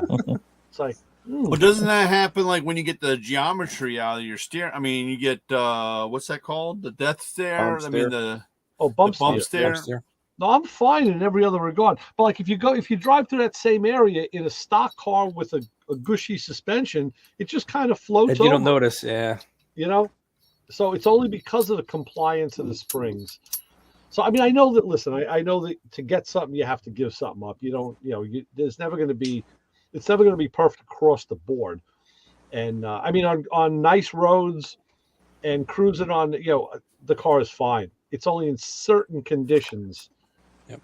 But I was even like thinking about what Terry said about, maybe backing off on the bushings, because I put polyurethane bushings, between the body and the chassis, and then either Delarin or urethane in all the mounting points, the control arms and all. So yeah, it's all going towards harder and stiffer, but the car really could be autocrossed, which right I haven't done. Yeah. So I drive my friend's GTO in his 68, and I say, wow. I said, this is like the gentleman's car, the gentleman's GTO, because it just kind of floats. And it's quieter and it's just smooth. I could take a nap in that car. Then we get in my car. It's like, hang on, boys, we're going for a ride. Stabbing. That's the fun stuff, though. I'll tell you what's fun. one of the guys I hang out with at this cruise night on Monday, he's got the 67 Chevelle with the dual quad tunnel ram big block. And he's got no choke plates on the carburetors, no choke mechanisms at all. And I said to him last week, I said, when the weather gets much colder, you're not going to be able to drive your car. Yeah. And he says, what do you mean? I said, well, you got no heat under those carburetors because your tunnel ram is tall. You don't have a choke or a choke plate. And I said, the fuel isn't going to atomize. It's going to just drop. It's going to stay wet, and you're going to load up. It's going to run like crap. They say that, tunnel rams under 40 degrees are useless. So I said, are you considering maybe a quick single 4-barrel swap for the winter? He's like, no, hell no. I'll be all right. I was like, okay. I said, I'll be waiting to see. So last Monday, we're leaving. It's about 8 o'clock. Obviously, it's dark out already. And now it's like, maybe it was 50-something degrees. It was, got chilly. So we're sitting right next to each other, and we both fire up our cars. And I said, okay, time to take off. He goes, I got to sit here for a little bit. I got to warm the car up. I said, oh, me too. I put the car in gear and just took off. And I told my buddy Kevin, I said, man, this is what having fuel injection is, a real stick it up their ass moment. Because I said, I love it because I could just like floor this thing. Like there's no lag, no choke moments. It's like, that's one of the things I was really looking forward to. Yeah. And I say, that's one of the reasons you do that conversion, Yeah. Yeah. So they are nice. He's probably still sitting there warming up his car. It's not very nice, Ray. Well, it's nice for him. He's got fuel injection. Yeah. I was talking to that GTO guy today, this guru. We were talking about it, and he's got a nice hot Pontiac motor. He put a roller cam in his. I wish I would have done that. But he's got a dual quad setup also. And he was saying, yeah, he's been thinking about the fuel injection route. And I said, listen, you will not regret it. And it's a little bit of money, but you get what you pay for. And now that the Sniper 2 is out, that they worked out all the bugs from the Sniper 1, I said, now it really is plug and play with no returns. Yeah. I'm excited to use that thing. Yeah. We haven't had one yet, but it'll be coming. The 2, yeah. I'm sure they're probably the next one you do. Probably. I think the next fuel injection setup we do, though, is going to be the Terminator on the 632. Terminator. I think that's what's got on it. Okay. Yeah, that's a hell of a motor. Is that the Edelbrock? That car is Holly, I think. Oh. Yeah, that car definitely. Yeah, that's the one that really looks like a 4-barrel, right? Yeah. Yeah. Did you see that kid Giuseppe doing his Demon? Did you see that link I sent you with that kid up there? He's got to be a New York thing, but he's like, I don't know, 9 years old, works in his dad's shop, and he's. Oh yeah, the little kid. Yeah.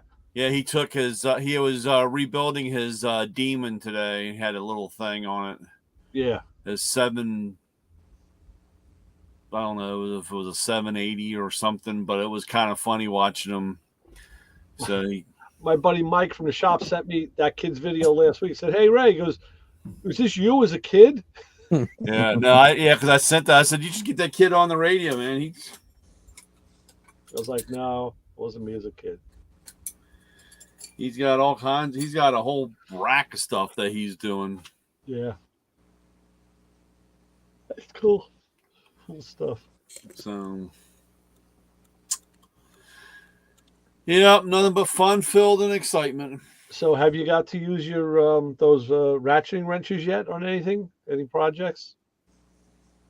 The line wrenches? Yeah, the new ones. Yeah, have you got to use them? I haven't even tried. I don't even know what I did with them. Where are they? I don't even know what I did with them. Nice. Well, I brought them down because I was going to try them. I was going to see how they flipped across and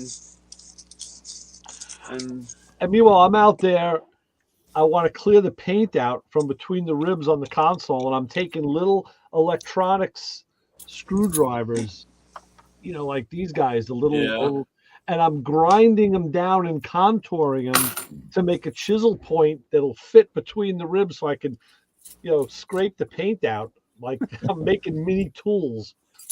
You should just, can't you, I guess. Take it off and blast it? Yeah, soda blast it. I'll tell you something. I thought about that, but I didn't want to damage that chrome on the pot metal. I didn't want to dull it. Yeah, the soda blast shouldn't do that. I know, and I actually bought from Harbor Freight. It's their it's like an airbrush. Right. Because I bought it because when I took my dash harness out, my fuse box, I was trying to save my fuse box. All the clips had corrosion on them, and I was hitting them with the soda blast, but they were too far gone. I ended up just buying a replacement fuse box. Yeah. So I do have the brush, but yeah, you know what? This wasn't as bad. Taping them off wasn't that bad. I got some good music in the garage. I got my grandpa's iced coffee there and my cigar going, and I got it all going at one time, and it's therapy, And I think that's another thing I do with my left hand, even though I'm a righty. But I got to talk to one of the guys who does paint work, because when I use fine line tape, I use my left hand to smooth it out.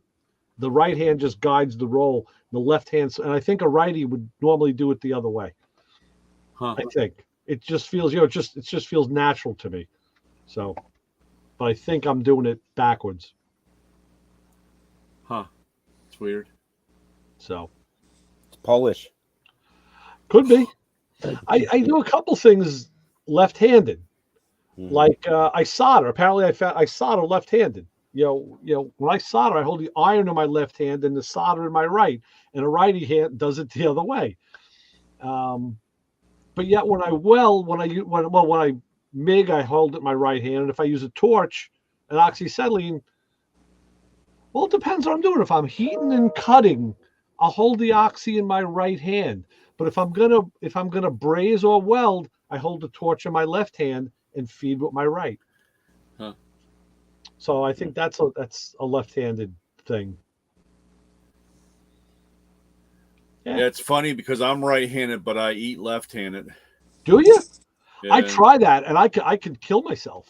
I put a fork through my nose. Actually, I mean, it's funny because I catch myself, and I'm like, "This is weird." I mean, I've actually tried that because I'll be like maybe doing a crossword puzzle or doing something with my right hand, and I said like, okay, or God, if I try to eat cereal with my left hand, it looks like a crime scene. Like, I can't go all inside my hair. I can't do the maybe with a fork at least I can stab something, but if I try to use this or eat soup, oh my God. Yeah, no, it's funny. I catch myself all the time, and I'm like, man, that's weird. Why would I do that? Or what? Yeah. So sometimes when I'm trying to teach the kids how to throw and they're struggling, I'll be like, come on, you can do this. Look, it's so easy. I'll throw with my left hand and I'll snap it right in there. Whoa. And I'm like, see, it's easy. And I'll get them throwing. And I'll be like, the trick is I'm left-handed. Yeah. It's not easy to do. That's funny. Yeah. That's cool. But yeah, there's it's funny how many people have stuff like that where they'll do something right-handed and lefty, and not that they're truly ambidextrous, because I'm not, but certain things just feel natural one way over another. Yeah. Yeah, I can do little things with both.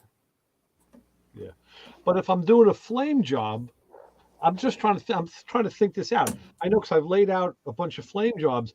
Then my left hand anchors the tape, and my right hand will pull the design. So then I go back to being righty again. So I don't know. Maybe that's why I never finish anything. Yeah. Yeah, I don't know. We gotta see what kind of excitement brings tomorrow. What do you got, Here's Isaac? that picture Oh, of that geez, snake yeah. for you guys that A snake. that Yeah. didn't I see tell it. you, man. I was at the shop when you sent me that. And I was showing my buddies, and he's like, "What is that?" I'm like, "That's a freaking snake, man. That's a diamondback, right?" I was like, Yeah. So how's the Diamondback dog? Rattler. and He's doing how, good. He's Thank God, good. yeah, Tell these he's guys what up happened. and walking.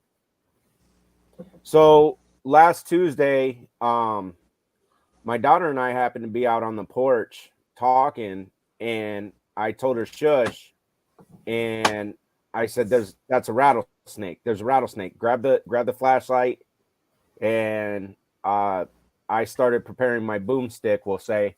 And anyways, as she's grabbing the flashlight and everything, we're trying to get out the door. The German Shepherd come running in. I get out, I get down, and it was over by the Chevelle in the corner of the yard. It actually was under it. The pit bull had it cornered until I got there. But I guess as the German Shepherd went running in, he started yelping and screaming and hollering. He got struck in his hind leg. Yeah. And we have the little mini poodle or whatever. And then we have the German Shepherd Husky mix, which is still only a year or two old. And he's rambunctious. And the only thing I can think of is the German Shepherd that got struck. He's cautious. And the only way that makes sense that he got struck is he was trying to keep the other German Shepherd away, because the younger one will stick his face down there and want to play. Right. And yeah, so I popped the rattlesnake, and he was still moving, and he started to go behind the tire. My daughter was holding the flashlight, and I started to step around. And as I was stepping around, because I wanted to keep eyes on him, my daughter started hollering, "Dad, no, back up, back up." As I started stepping back, it was coming back around from the side I was on, and it was at that point, because I had popped it, it was slithering a little sideways, and as I stepped back, it was about ready to strike where I was, and Wow. I got back. I mean, it may have struck. I was still far enough. It may have struck and probably would have missed me, but he wasn't a happy camper. But hey, he got to my dog. I wasn't a happy camper either. But at that point, I was able to get him out from under there with a shovel and pin him down and whatnot. And then that picture that I showed he was in the burn bucket. So, but so what's the ramification? What if you would have gotten bitten? Oh, we'd have had to call 911, and it probably would have been best to call 911 and just go in the ambulance. Although you could drive, I wouldn't say I'd drive myself in, but I could be driven in. At that point, the big thing is you want to try to stay as calm as possible. And but you get in there and they start checking you out, and then it's a battery of antivenin. And you tourniquet the leg also, like if you were bitten in the leg, tourniquet to no, that used to be what they'd say. And so that's one of those things that's really hard, because that used to be what they'd say. Now they say you shouldn't. However, if you're out in the middle of the desert, like where help's going to be hours away or whatnot, or they got to helicopter you out, I've heard both ways. Now in town, I've heard definitely no, you don't tourniquet. You just now they do say you mark the time. You take a Sharpie, you circle the strike, and then you mark the time. And when they get you into the hospital, as it starts swelling, they may start making marks. And that's to keep an eye on how it travels and the swelling and whatnot. But everything that I've seen recently and some of the first aid classes I've taken, they say in town, no, you don't tourniquet it. But I've heard both ways when it comes to, like I said, if you're out in the wilderness. All right. So, yeah. But so how dangerous overall is the venom? Is it a matter of what it does, and this is the part where we're having to keep an eye on and put ointment on the dog, right? And changing the bandages daily, or throughout the day, I should say. But so my understanding of the venom is it's a anticoagulant. It stops you from clotting. So I know a guy that I used to work with that got bit, and he was told to stay home for like 3 weeks because they didn't even want him driving anywhere. This is after he was treated. They didn't want him driving anywhere because if he got into an accident, they said he could bleed out and all this stuff. But the next thing aside from that is the area around the bite. It's necrosis that starts to set in, and the flesh starts basically falling away and being eaten. Now the Mojave Rattler, which I believe is the same as the Sidewinder, and I don't mark my words on that because Mojave Rattlers are more over towards the California state line, Yuma, Arizona area. Out on the outskirts going towards Mexico in the prairie area here, I guess there have been Mojaves, but supposedly those ones have a neurotoxin. And in that sense, if you're out in the middle of nowhere, from the stuff I've read, the one with the neurotoxin is more dangerous survival rate if you're far away from a hospital because of the neurotoxin, you start to go into respiratory distress. Oh yeah, that's my understanding. Again, don't mark my words on that, but look it up on Google. But the main ones down here are the Diamondback, and those ones are a hemotoxin. So sure sounds like if there's something going on, you're a good guy to have around to know what the hell the score is.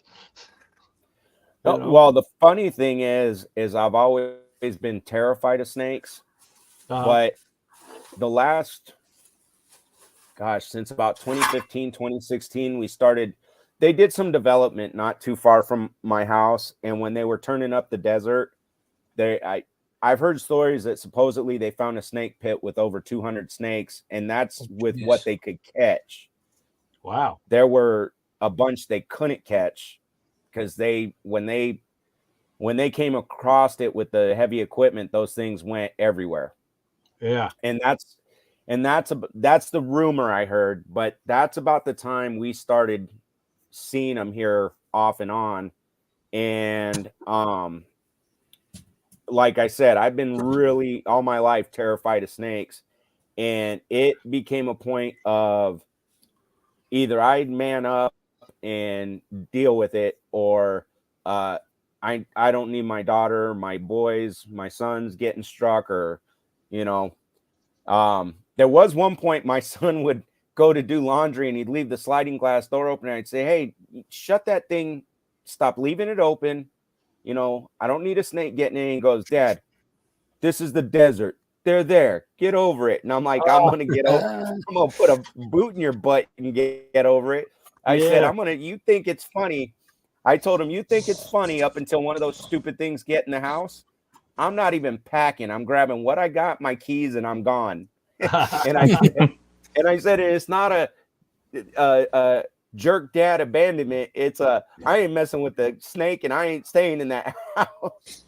Right.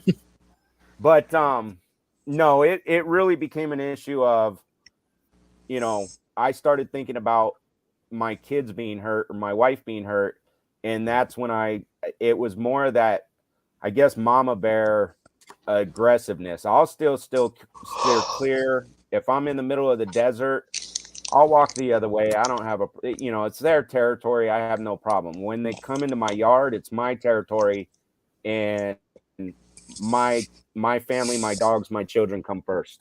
Right. So that's pretty much where that change in my attitude has come from. Sure. Papa Skull's talking about a 410 shotgun. We talked about this in the past a few times about, I saw that guy on, it's a father and son who do videos out of, I think they're in Arizona, in the high country. And they do a lot of cave exploring.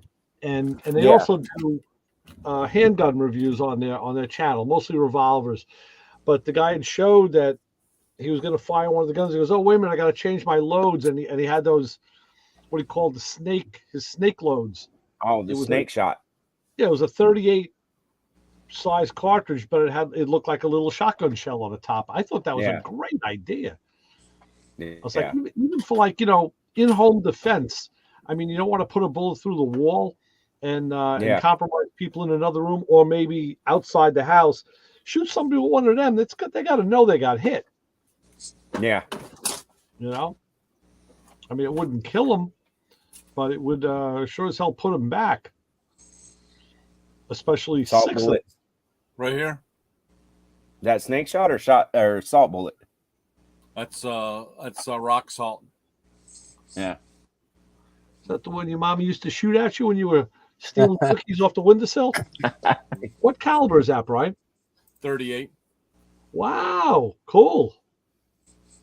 Nice. I didn't know they made those in 38s. That's cool. Nice. Boy, sell those on the tool truck. And then this is they won't pay him for those either. Government issue. Hollow point. A hollow point, yeah. This was these were from my dad's. Yeah. I got one for you.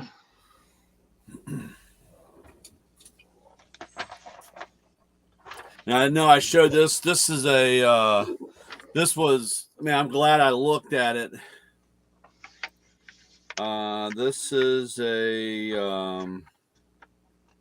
9mm. And I had bought, and the cap's missing. Oh yeah. Oh wow. I was going through looking, and I was like, man, I'm glad that'd be the one that I would need, and it wouldn't work. Well, this one here is a 44 Magnum, but if you really can't see. Are those black talents? Yes. Yeah, I got some black talents. I got these in 44 Magnum. I got them in 357 Magnum. That may be it. Yeah, the black talents. Yeah. Need a special rack on the tool truck for ammunition. They'd probably try to put those on their tool bill too. Yeah, never pay for ammunition. Yeah. See there. Yeah, there you go. This is these are 40s. 40s, okay. And then here is this is are these 45s or 40s? Here we are tonight on Gun Talk. Well, these are also that's I had some 9s. There are also some black talents. I actually happen to have a 40 caliber. Yeah. Speaking of that round that's missing the cap in the back, I had to do some firearm training years ago, and the instructor would load, and anywhere in that magazine or in the couple of magazines, they would put one of those dummy bullets in. They'd put really? It was actually a plastic, but that way, you're firing, you're doing your drawdown, and you're firing at the target, and then as soon as it doesn't fire, it's so that you go through the motions and get that muscle memory of racking this, and clearing the chamber, Right. rechambering, and going back to work. Right. And to be honest with you, I think that's one of the best things. I think everybody, especially if you have a firearm, but even people that don't have firearms, just so you have an understanding and a respect for it, I think should go through a gun safety course where they're firearm, but also go through a course that has that where what happens if you get a squib, and because when you're in the heat of the moment, you're not thinking. And I always get a kick out of,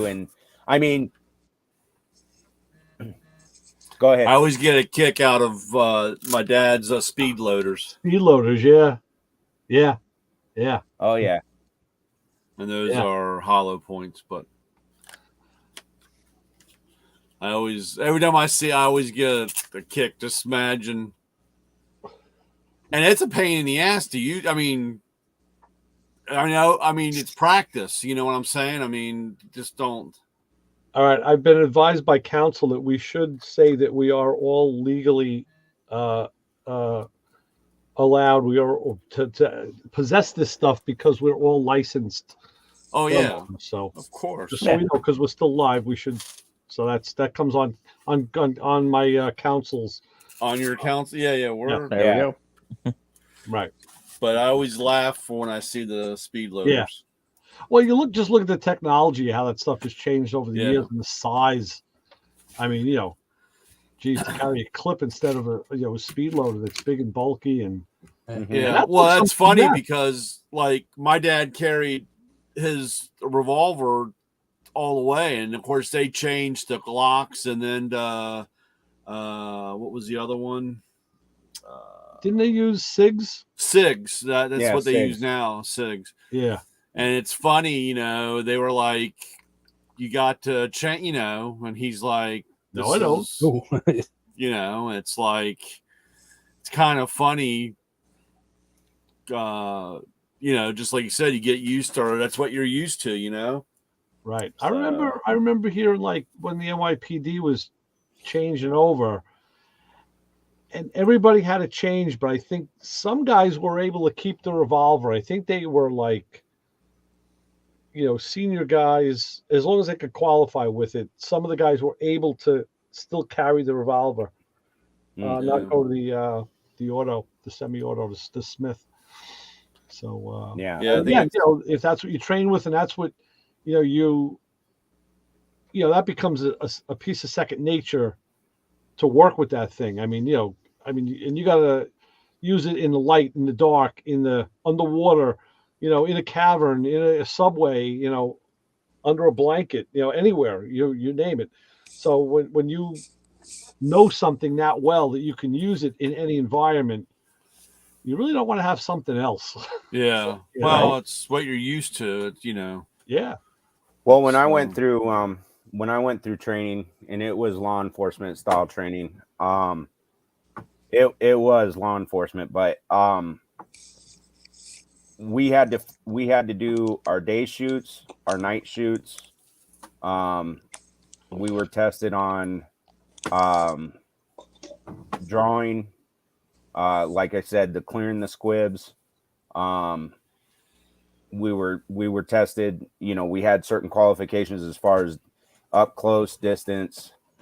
Night training was the one that was, I think it was very good, but that one was hard, for that one, we were out in the middle of the desert, so to speak. And it was dark. And did you do your Dirty Harry and lay one into like the woods and come back late at night with a flashlight and pry it out with a knife and bring it to Hogan's Alley? I didn't do anything like that, but we did. One thing that I thought was really neat we did. There's a system, and I'm pretty sure it's open source, so I can talk about it. But there's a system. I think it's called FATS, FATS, and it's an acronym. I don't know what it's for. Firearm something. But what it is you're in a room with an instructor, and there's a screen, like a projector screen, and the instructor gives you the scenario, and then he basically plays that scenario on the screen, and the gun you have, and you got to go it depending on the situation and what he gives you. You either go from a draw or you already have your gun out. Now, what you're using in this FAT system is it's like a computer gun, like almost like almost like a laser tag. But the thing actually, it's got a recoil, it's got a slide, so it feels real.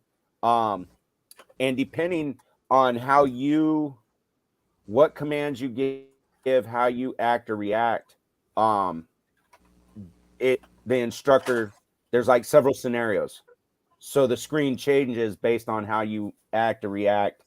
That was pretty neat. I don't know that all agencies use that. I think there's a lot that do.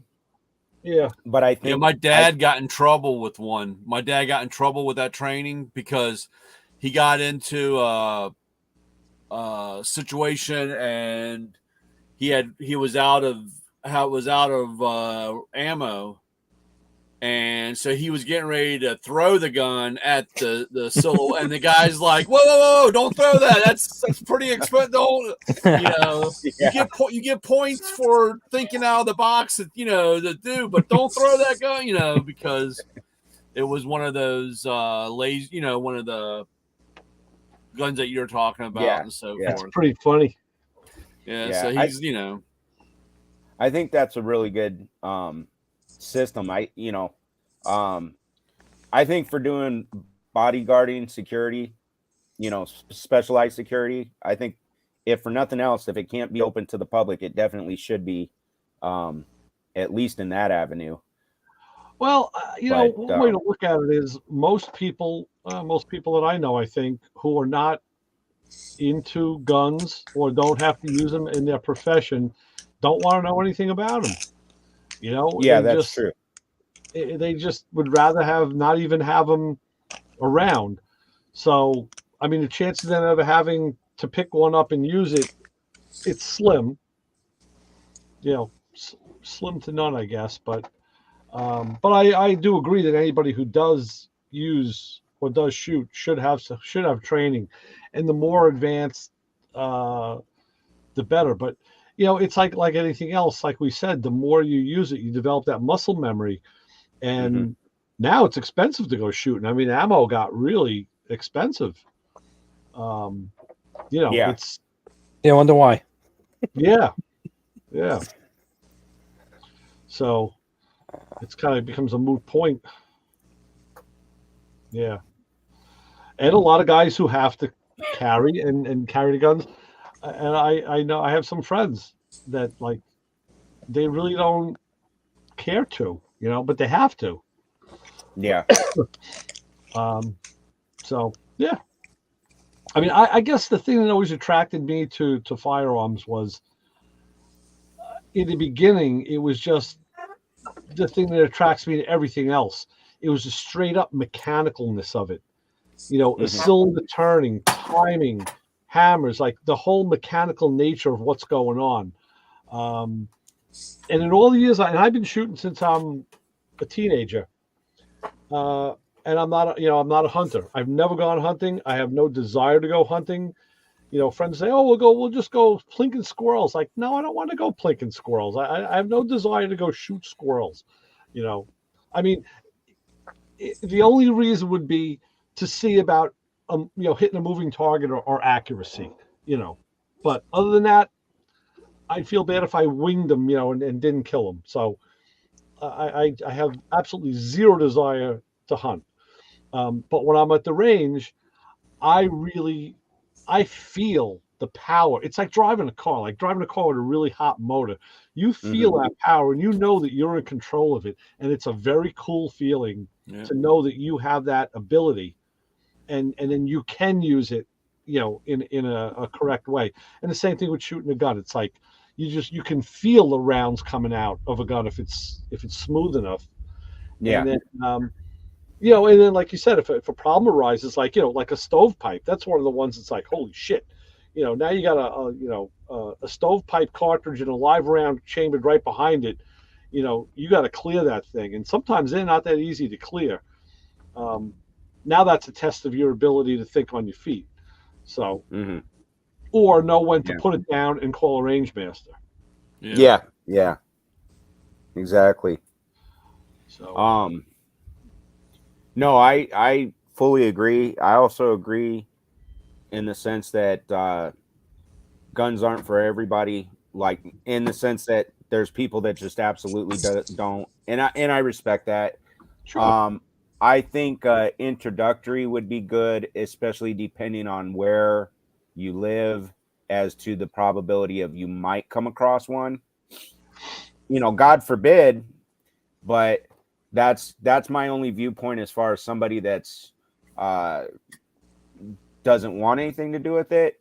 Again, just being aware of your surroundings. However, again, if somebody's just really that nervous or something, I don't think they should be forced to do training. At the same token, I mean, me personally, I would like to go out and hunt and learn to hunt. I've never been hunting. At the same time, I don't feel the need to go hunting for fun, for sport. It would be something that if, God forbid, we're in a apocalyptic situation, I would like to know how to hunt, and more so not just getting the animal, how to clean it. I know how to fish, I know how to clean it, but I've never had to clean a deer or anything like that. So that's something I would like to learn. It's not something I think I would partake in on a yearly basis or whatnot. But at the same time, I'm actually, believe it or not, my viewpoints, the world's not a great place, especially right now. However, I'm more of a peaceful person and look for the most peaceful exit out. And if that means hightailing it for the wherever, shelter or wherever, and again too, I'm also realistic, and part of it's with my training. Knives, bats, batons, they can be deadly too. So I don't ever want to be put into a position to have to bink somebody and swing for the fences with their head. But at the same token, the world's not a friendly place sometimes. No, that's true. But I did get lucky this week, and we found some Hot Wheels. There we go. Waiting, it's been dried up. All right. This isn't the Hot Wheels, but the good things in the world. Yeah. But let's get back to the good stuff. Lightning. The grease lightning. Oh, that's not. Yeah, that's look cool. at that. That's not Is that a Hot Johnny Wheel, Lightning? That's green light, huh? Johnny Lightning? No, that's green light. That's Green Light, the company. But also with that was where's the black sedan? And then the one that they raced against. Oh yeah. Yeah, I like that car. And I got extremely lucky and found the holy grail that everybody is killing everybody for. I found the Super Treasure Hunt RB car. No, Datsun 510 wagon. Oh wow. Oh, okay. And these things are pulling around almost $300 now. Whoa! Wow. So, I have and one of a those. few of my buddies know that I have it, and I'm getting constant texting and calls like, "What do you want for that? How do you?" Because they know I don't do a lot of Japanese stuff. Hey, look, that could make up for a couple of payments you can get. Yeah, well,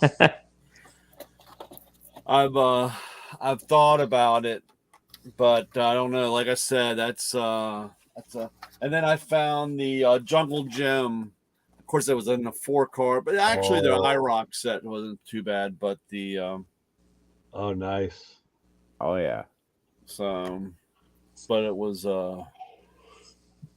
they had the Corvette. That's 25th anniversary, I think, and the IROC. Uh-huh. I like the IROC. Yeah, the IROC. Yeah. Actually, they had the white version, and then you had the black. Oh, that's Oh, nice. yeah. You keep showing me these IROCs and making me miss my car. Yeah. We actually got one in the shop right now. Yeah, well, thanks. You're not helping either. No, I got to deal with the cars I have. What are you doing to that, Justin? One of our guys are doing some maintenance to it. Fuel pump, did like a water pump, little odds and ends things. What year is had what? Gosh, I don't remember. I haven't worked on it. I do know it's super dang clean. Yeah. They're making production parts for that, like interior parts for that thing yet? Those Camaros? I don't know. Yeah, I don't think they are. I'd have to imagine they should. They should. Yeah, we're getting parts for some of the '90s trucks. I'd imagine she gets be able to get some parts for those Camaros. I bet I don't know if they make. They might make some stuff for the IROC. I don't know. The '90s stuff. I don't do stuff for it yet. You know, I'm not old enough, or I don't know what the deal because it's plastic. I don't know. What kind of stuff are you asking about the IROC? It's like the interior parts and stuff like that. You know, the parts that go out on those cars. Reproduction plastics. Yeah, yeah. All I know is when we go to this guy's place, when we go to Indiana, I'm bringing about $6,000 in cash with me. Oh, really? Well, because last time he had a '55 Chevy nose sitting out there. Oh my goodness! And the fenders, the eyebrows were perfect. And I said, John, sell me those fenders. And he had a '55 convertible there that was just like the shell on a chassis, no doors, no interior. The dash was missing. But he says, I think the guy, if he buys that car, he's going to take the nose too. And he says, if he doesn't take it, I'll let you know. And you let me know. But I'm thinking, man, maybe on the whim, on the chance that the guy didn't take it, and I happen to be there with a 32-foot trailer, and I'll be able to bring it home. You know, how much off of that nose? You know, there you go. So, and so you're getting you're sounding. Are you going to start digging into your Nomad? Or are you? Well, like I said, it really hinges on the floors because you got to have floors, and if I can find a way to get that done, that'll be the stepping stone to get me in gear to do the rest. Because the rest is just mechanical. You know, it's everything I've ever done. It's it's engine, tranny, rear. It's wiring. Big deal. It's just. So you're not going to try to do the floors yourself? Well, like I said, to do that, you really need to set that car up. I think we were talking about that before you came in. You need to set it up in a place on a level. I mean, a chassis table is ideal, but at least off the ground on a leveled surface. And then you got to brace everything because once you cut the floor out, it's flopping around. And then you got to, put everything back in. So I don't have the space to do that. I mean, and now, even if I did it, my driveway is flat and it's 8 inches thick.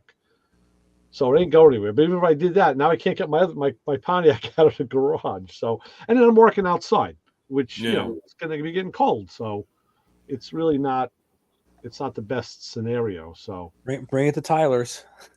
Yeah, right. He's got the table too. Yeah. We'll bring it up to Justin. Bring it somewhere. You don't have any space in the shop that you work at? No, the one that I work at's a 3-bay shop, and one of the bays, 2 of the bays have lifts. The other bay doesn't, but they have like this. I forget what they call it. It's a piece of equipment they use at the body shops where they could actually grab the chassis or grab the frame machine. Yeah, it's kind of like a portable, and then they set the car up on that. They can lift it and do some pulls and stuff. So, and is it a big round? It's like a big round table. Is it? It's got a big round. There's a big round cylinder that lets the thing raise and lower. And it's portable. It can move it around. You can move it around, but so that stays in that bay, and then the other 2 bays have lifts that are always being used. Yeah. So there's nowhere to lay it up, but I don't. Yeah, so that's really the problem. Because I wouldn't want to start working on the car and then not have floors in it. That's that kind of sucks. Yeah. I only have so many signs I could use, to lay down here. Does anybody make a floor for that? Yeah. Oh yeah. Oh yeah. There's tons. You can buy a complete 1-piece floor for like $900 something. Complete 1-piece. I don't know if it costs more if you buy it in sections or what.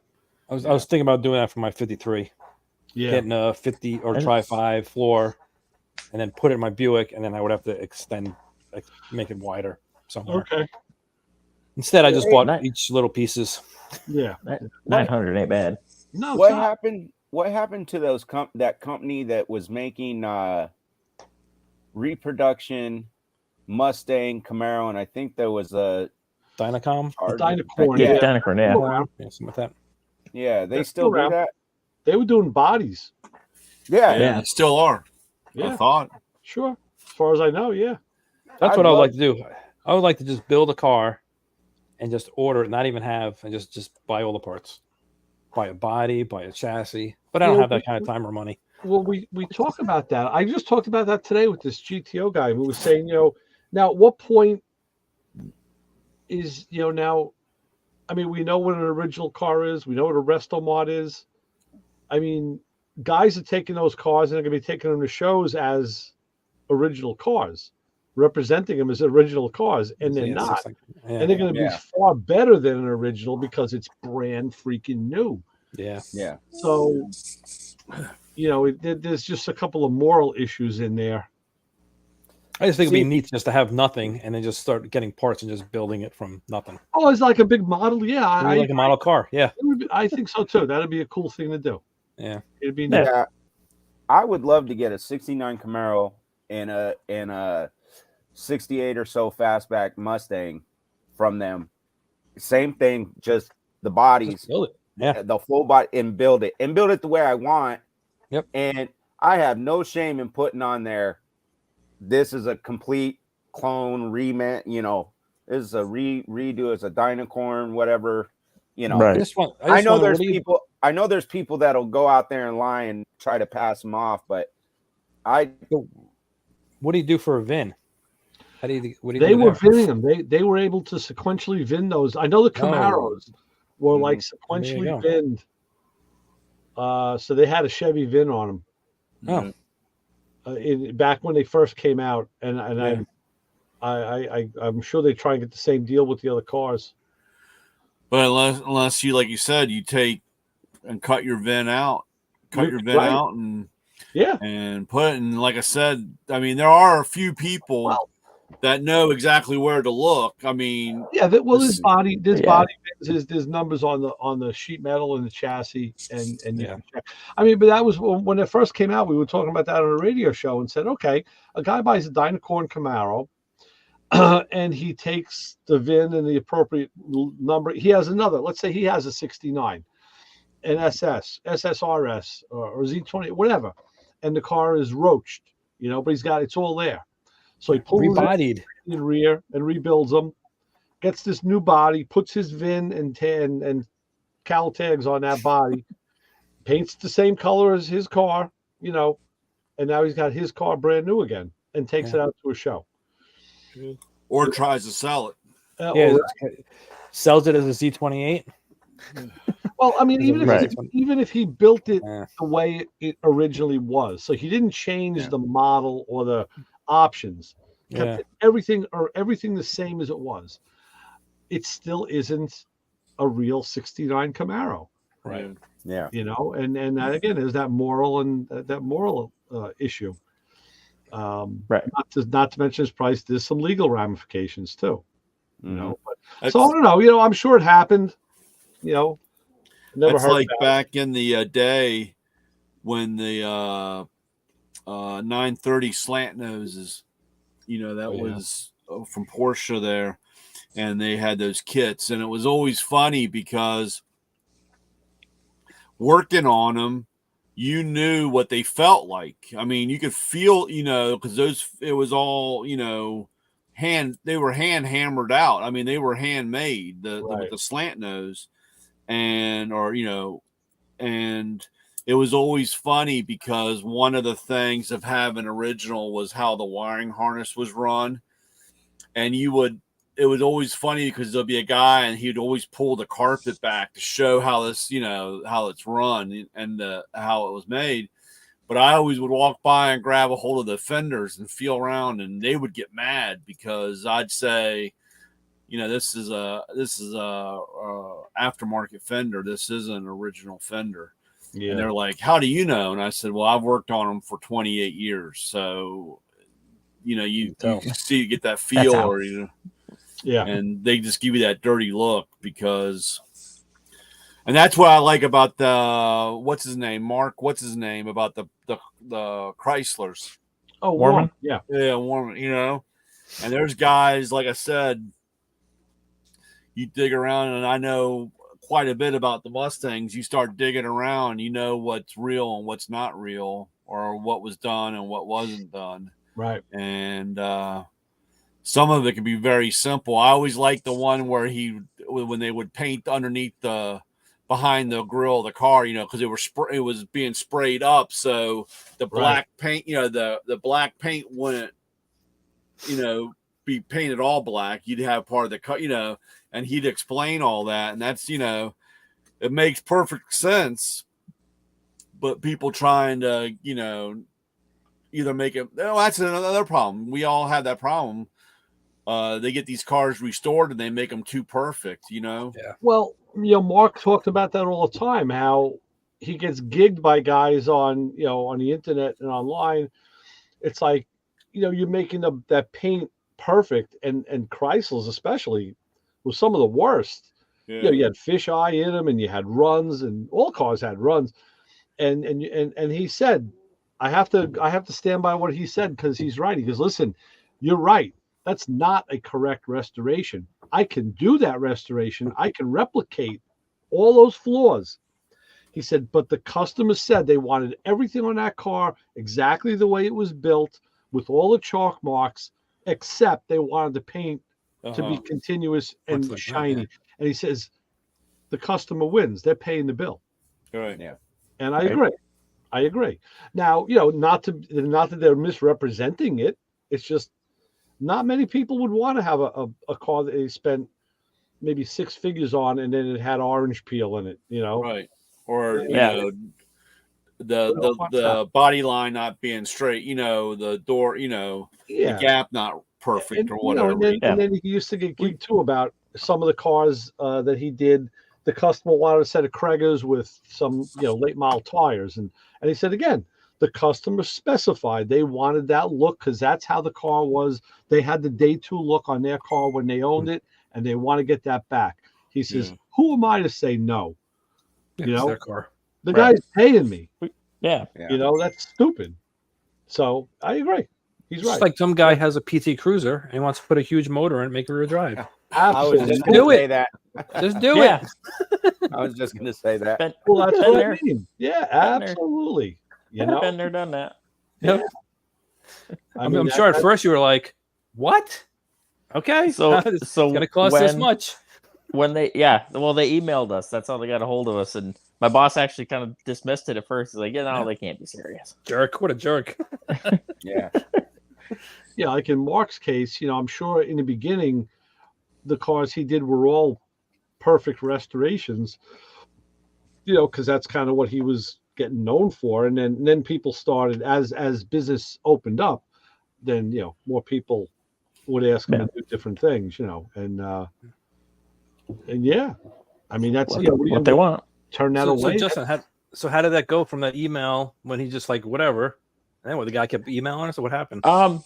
Yeah, I mean, I think they got the boss got a hold of him and just kind of to give you an idea of what this would take. Let's sit down and talk about it. And they had a realistic budget. And they're all right. Like, we're serious. Let's go. See, that's got to be the interesting part of that is on the shop side and your boss's side giving him an estimate, having not done it before. How do you know? Yeah, how much to charge? Yeah. I mean, because you're looking at man hours, and I know you have no idea. And just the stupid repair work I do is just I get paid by the hour, and a lot of stuff that, like, even that stupid Jeep I just did, I had to figure it out. Like, why doesn't it have brakes? So I had to do diagnostics and do things, and it takes time.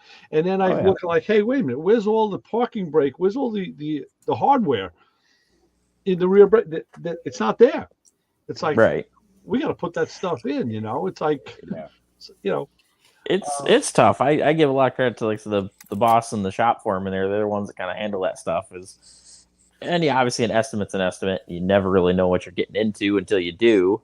Yeah. But they keep constant communication with customers, and hey, this comes up, we're on the phone.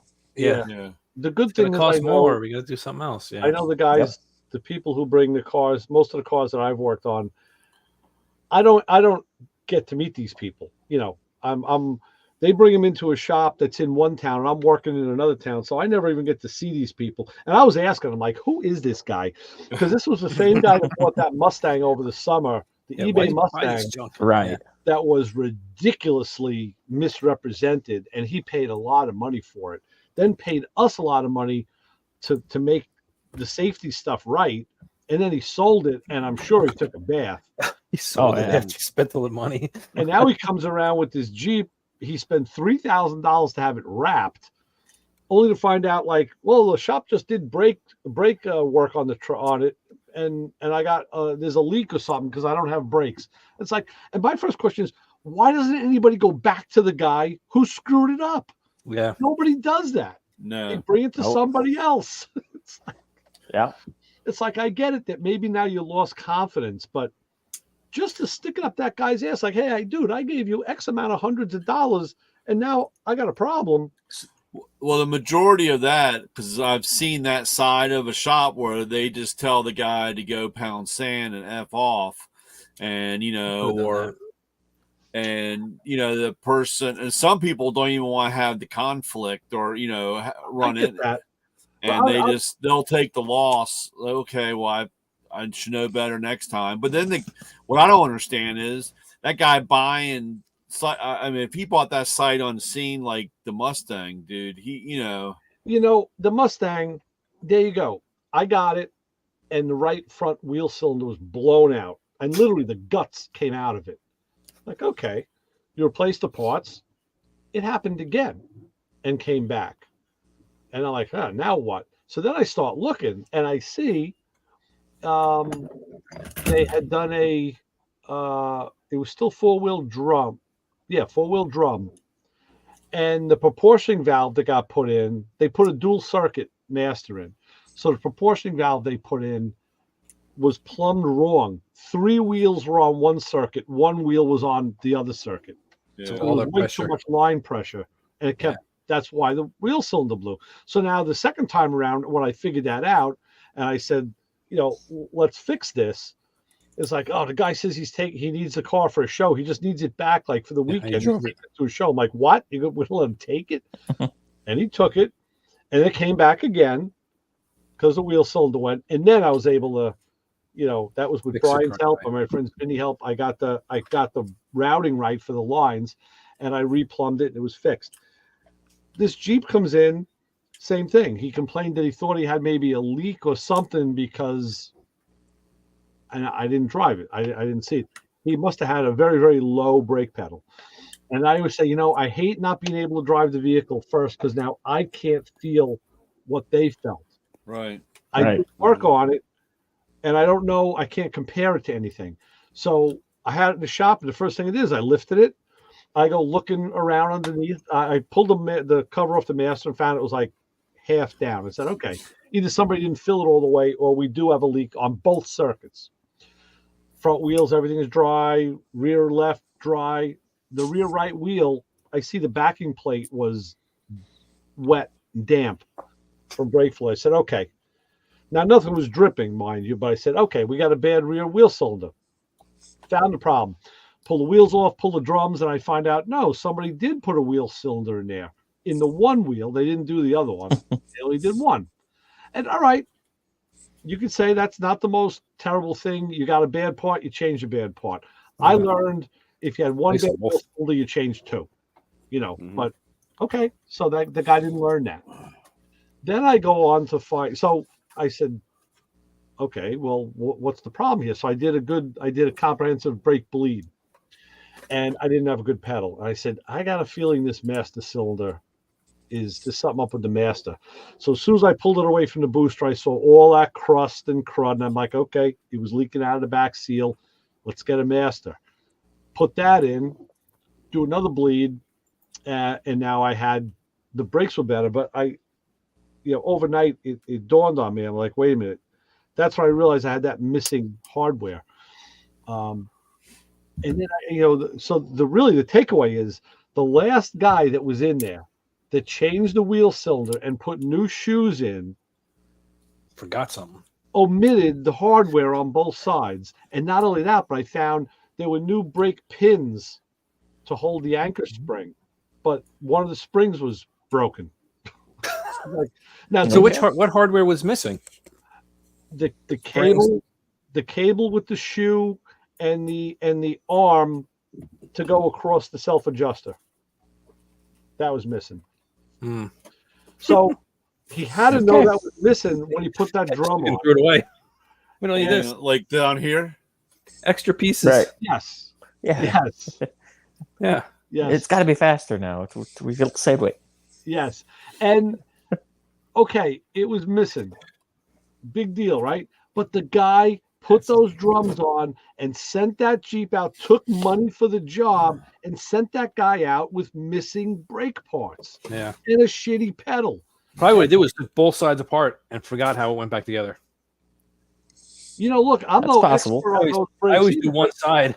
But you know what? I got out my Motors manual and I went online and I double checked and made sure I had the right information before I put it back together. Yeah, I always do the one side and then leave the other side so I can go back and go, Yep. where's this? Right, of course. Yeah. Oh yeah, maybe he took both sides apart and forgot. But Yeah, that's so It's if that guy's an employee, he ought to be flogged and fired. yeah. Because It's now very a customer's safety. Yeah. That's the whole thing. Just like with the Mustang, you do this wrong, and now you're sending people out on the road. So that's what amazes me. How people just don't have that moral compass. So how do you send something out too? I mean, did anybody drive that thing? I guess not. It had to have not been working well. Because then once I put the hardware in, adjusted the rear brakes, I got in it, boom, and I had a nice hard firm pedal. I said, good, let's go for a ride. Then I went out jeeping. I took it out for a nice long ride and had some fun with it. Hopping curbs, doing all kinds of stuff. Did you do the Dan Short brake test? I tried, but they put oversized tires and rims on this thing. Yeah. And to me, they look cool as hell, but I think they should go because the Jeep is very short anyway, and it was a very bouncy, hoppy kind of ride. I didn't prefer it. And there's five lug wheels, okay? Mm-hmm. 3 wheels had 4 lug nuts. 1 wheel had 3 lug nuts.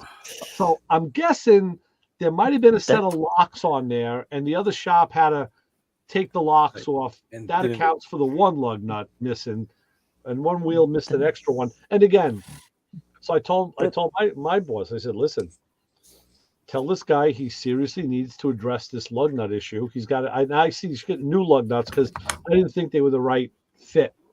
I said, and I really would change the wheels anyway. But that's just my thought. At least get nuts on that; it will hold the wheels. At least I know his brakes can stop. The wheel doesn't fall At least off. I know he can stop now. So, Before we go, Ray, remember last week we were talking about the burr kits, the burr cutting things? Yeah. And remember, this was the standard. Yes, the round standard one. We were talking about aluminum. Well, here I found the aluminum ones. See? Oh yeah, look at that. I gotta get a set of those. That's a lot coarser. Yeah, I should. Yeah. I should get a set So of that way it doesn't clog. See, if you use now, this is for it doesn't metal. clog up. Right. These will clog up, and guys say, "Oh, these things are dull," and then you got to sit here and pick out. Now, What if you dip it in lard first? but that was, like I said, that was the difference between. And now they had the stainless steel ones have. It's like the steel ones, but they have lines going down it when it's cutting to help cut the stainless steel. Right. There is three different ones. Okay. But I gotta get a set of those. Yeah. Good to know. Good to know. You want long or short on the aluminum? See, this is that's what 4 inches. I always stick with the short ones because that's more like for doing head work and stuff. If you're gonna do head, like hogging, like this guy. These, and of course these are regular. This is the regular one. You can put a set of those in each of our buckets. So that's like the regular one. Right. That's Drop regular. Yeah, those are nice. Yeah. How many are in that? Brian, how many are in that kit? This one's got 8. What now? What are the different configurations? You got the this one has a barrel, a cone, has 2 balls, and then like a. It's like a. I can't remember what this is called. It's rounded barrel type rounded, of and then old it's nose something. And then you have your barrels. Those are ones I like. Yeah, that's like an end. I use those a lot. I love them. Yeah, me too. The round one. The round ones are really good. That'll get to the back teeth. Yeah, well, that's like what a lot of If people you don't think use. your dentist uses those, you're nuts because they do. Yeah, I do have a set of mini burr ones too. Those are like the size of a toothpick. Wow. But Those the rounded ones are really good when you have a broken bolt in a head, and then you take your die grinder and you go straight down and you cone the top of the bolt out. Yeah. So that way, when you put your center punch in it, you got right in the center. You don't have any jagged edge. Good idea. Yeah. Good idea. And then, a lot of your body guys will use a cone shape because they'll oblong a hole. Right. That's what I use mine for a lot. Yeah. But, and then they had the same thing with the, where's the aluminum? The aluminum are basically not, like I said, they have the cone. Yeah. And they kind of have a barrel, but it has the rounded tip on it. And then, of course, they have a small version of that. Right. I got to give me some of those. But that was a difference. I remember I was looking for it, and it got stuck in the corner here of the.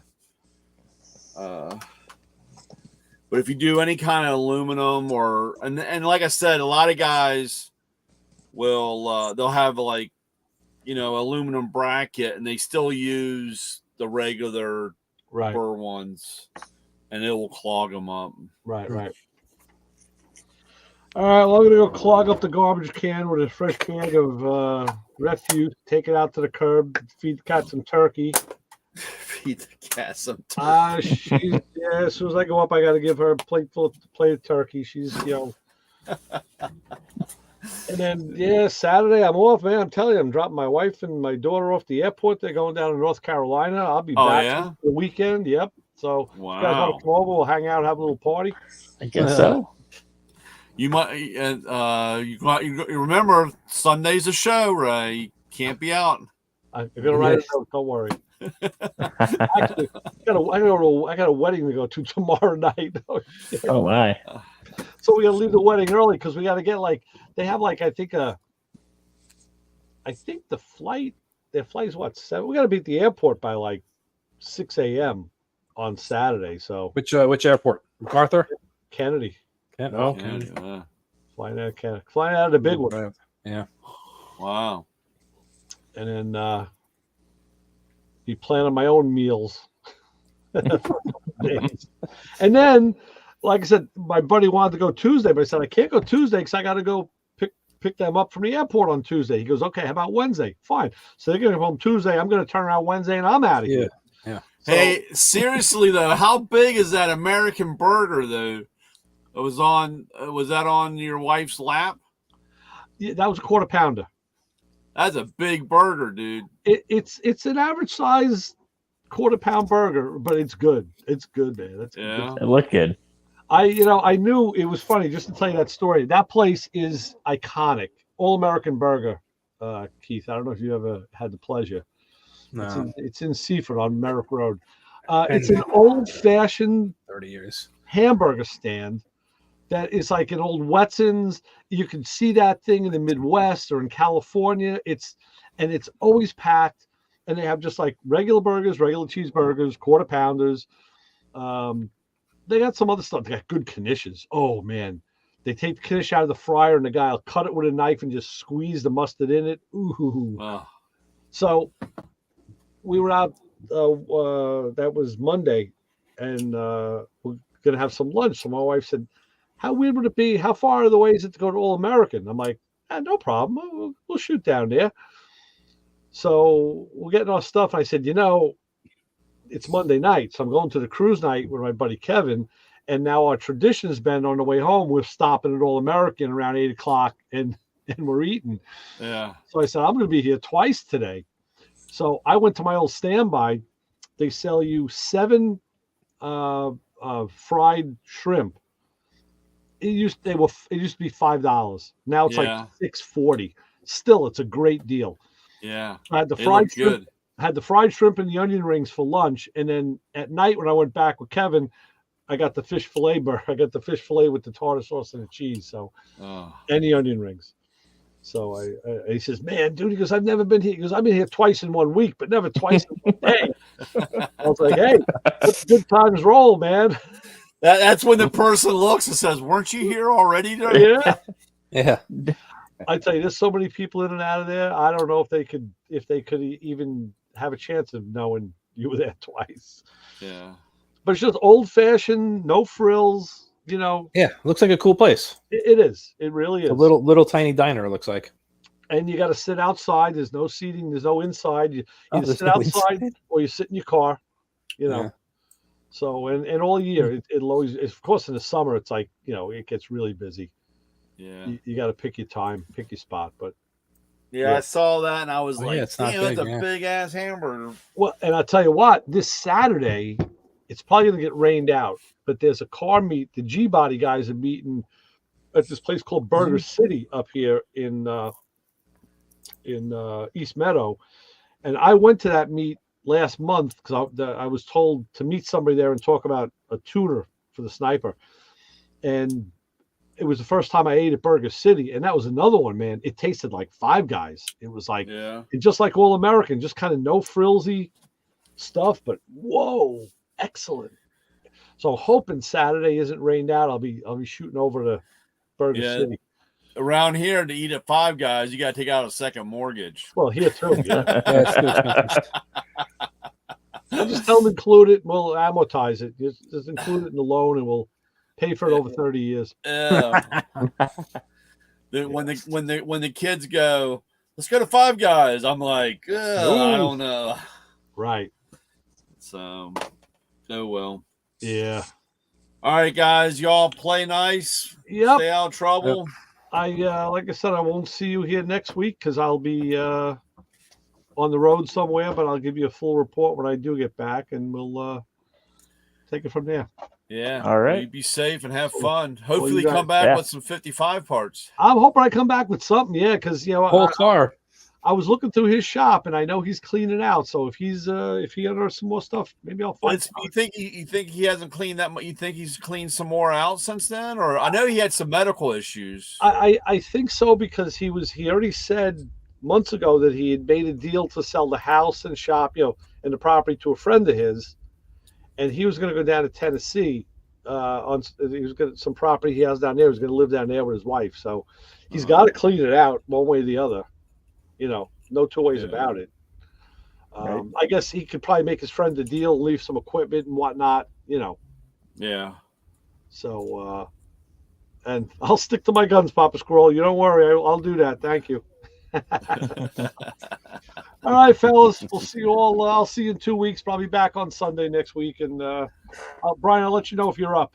Yeah, let me know. I'm always ready if you need a stand in. You got it. Not a problem. Take care, guys. Y'all take care. Hey, guys.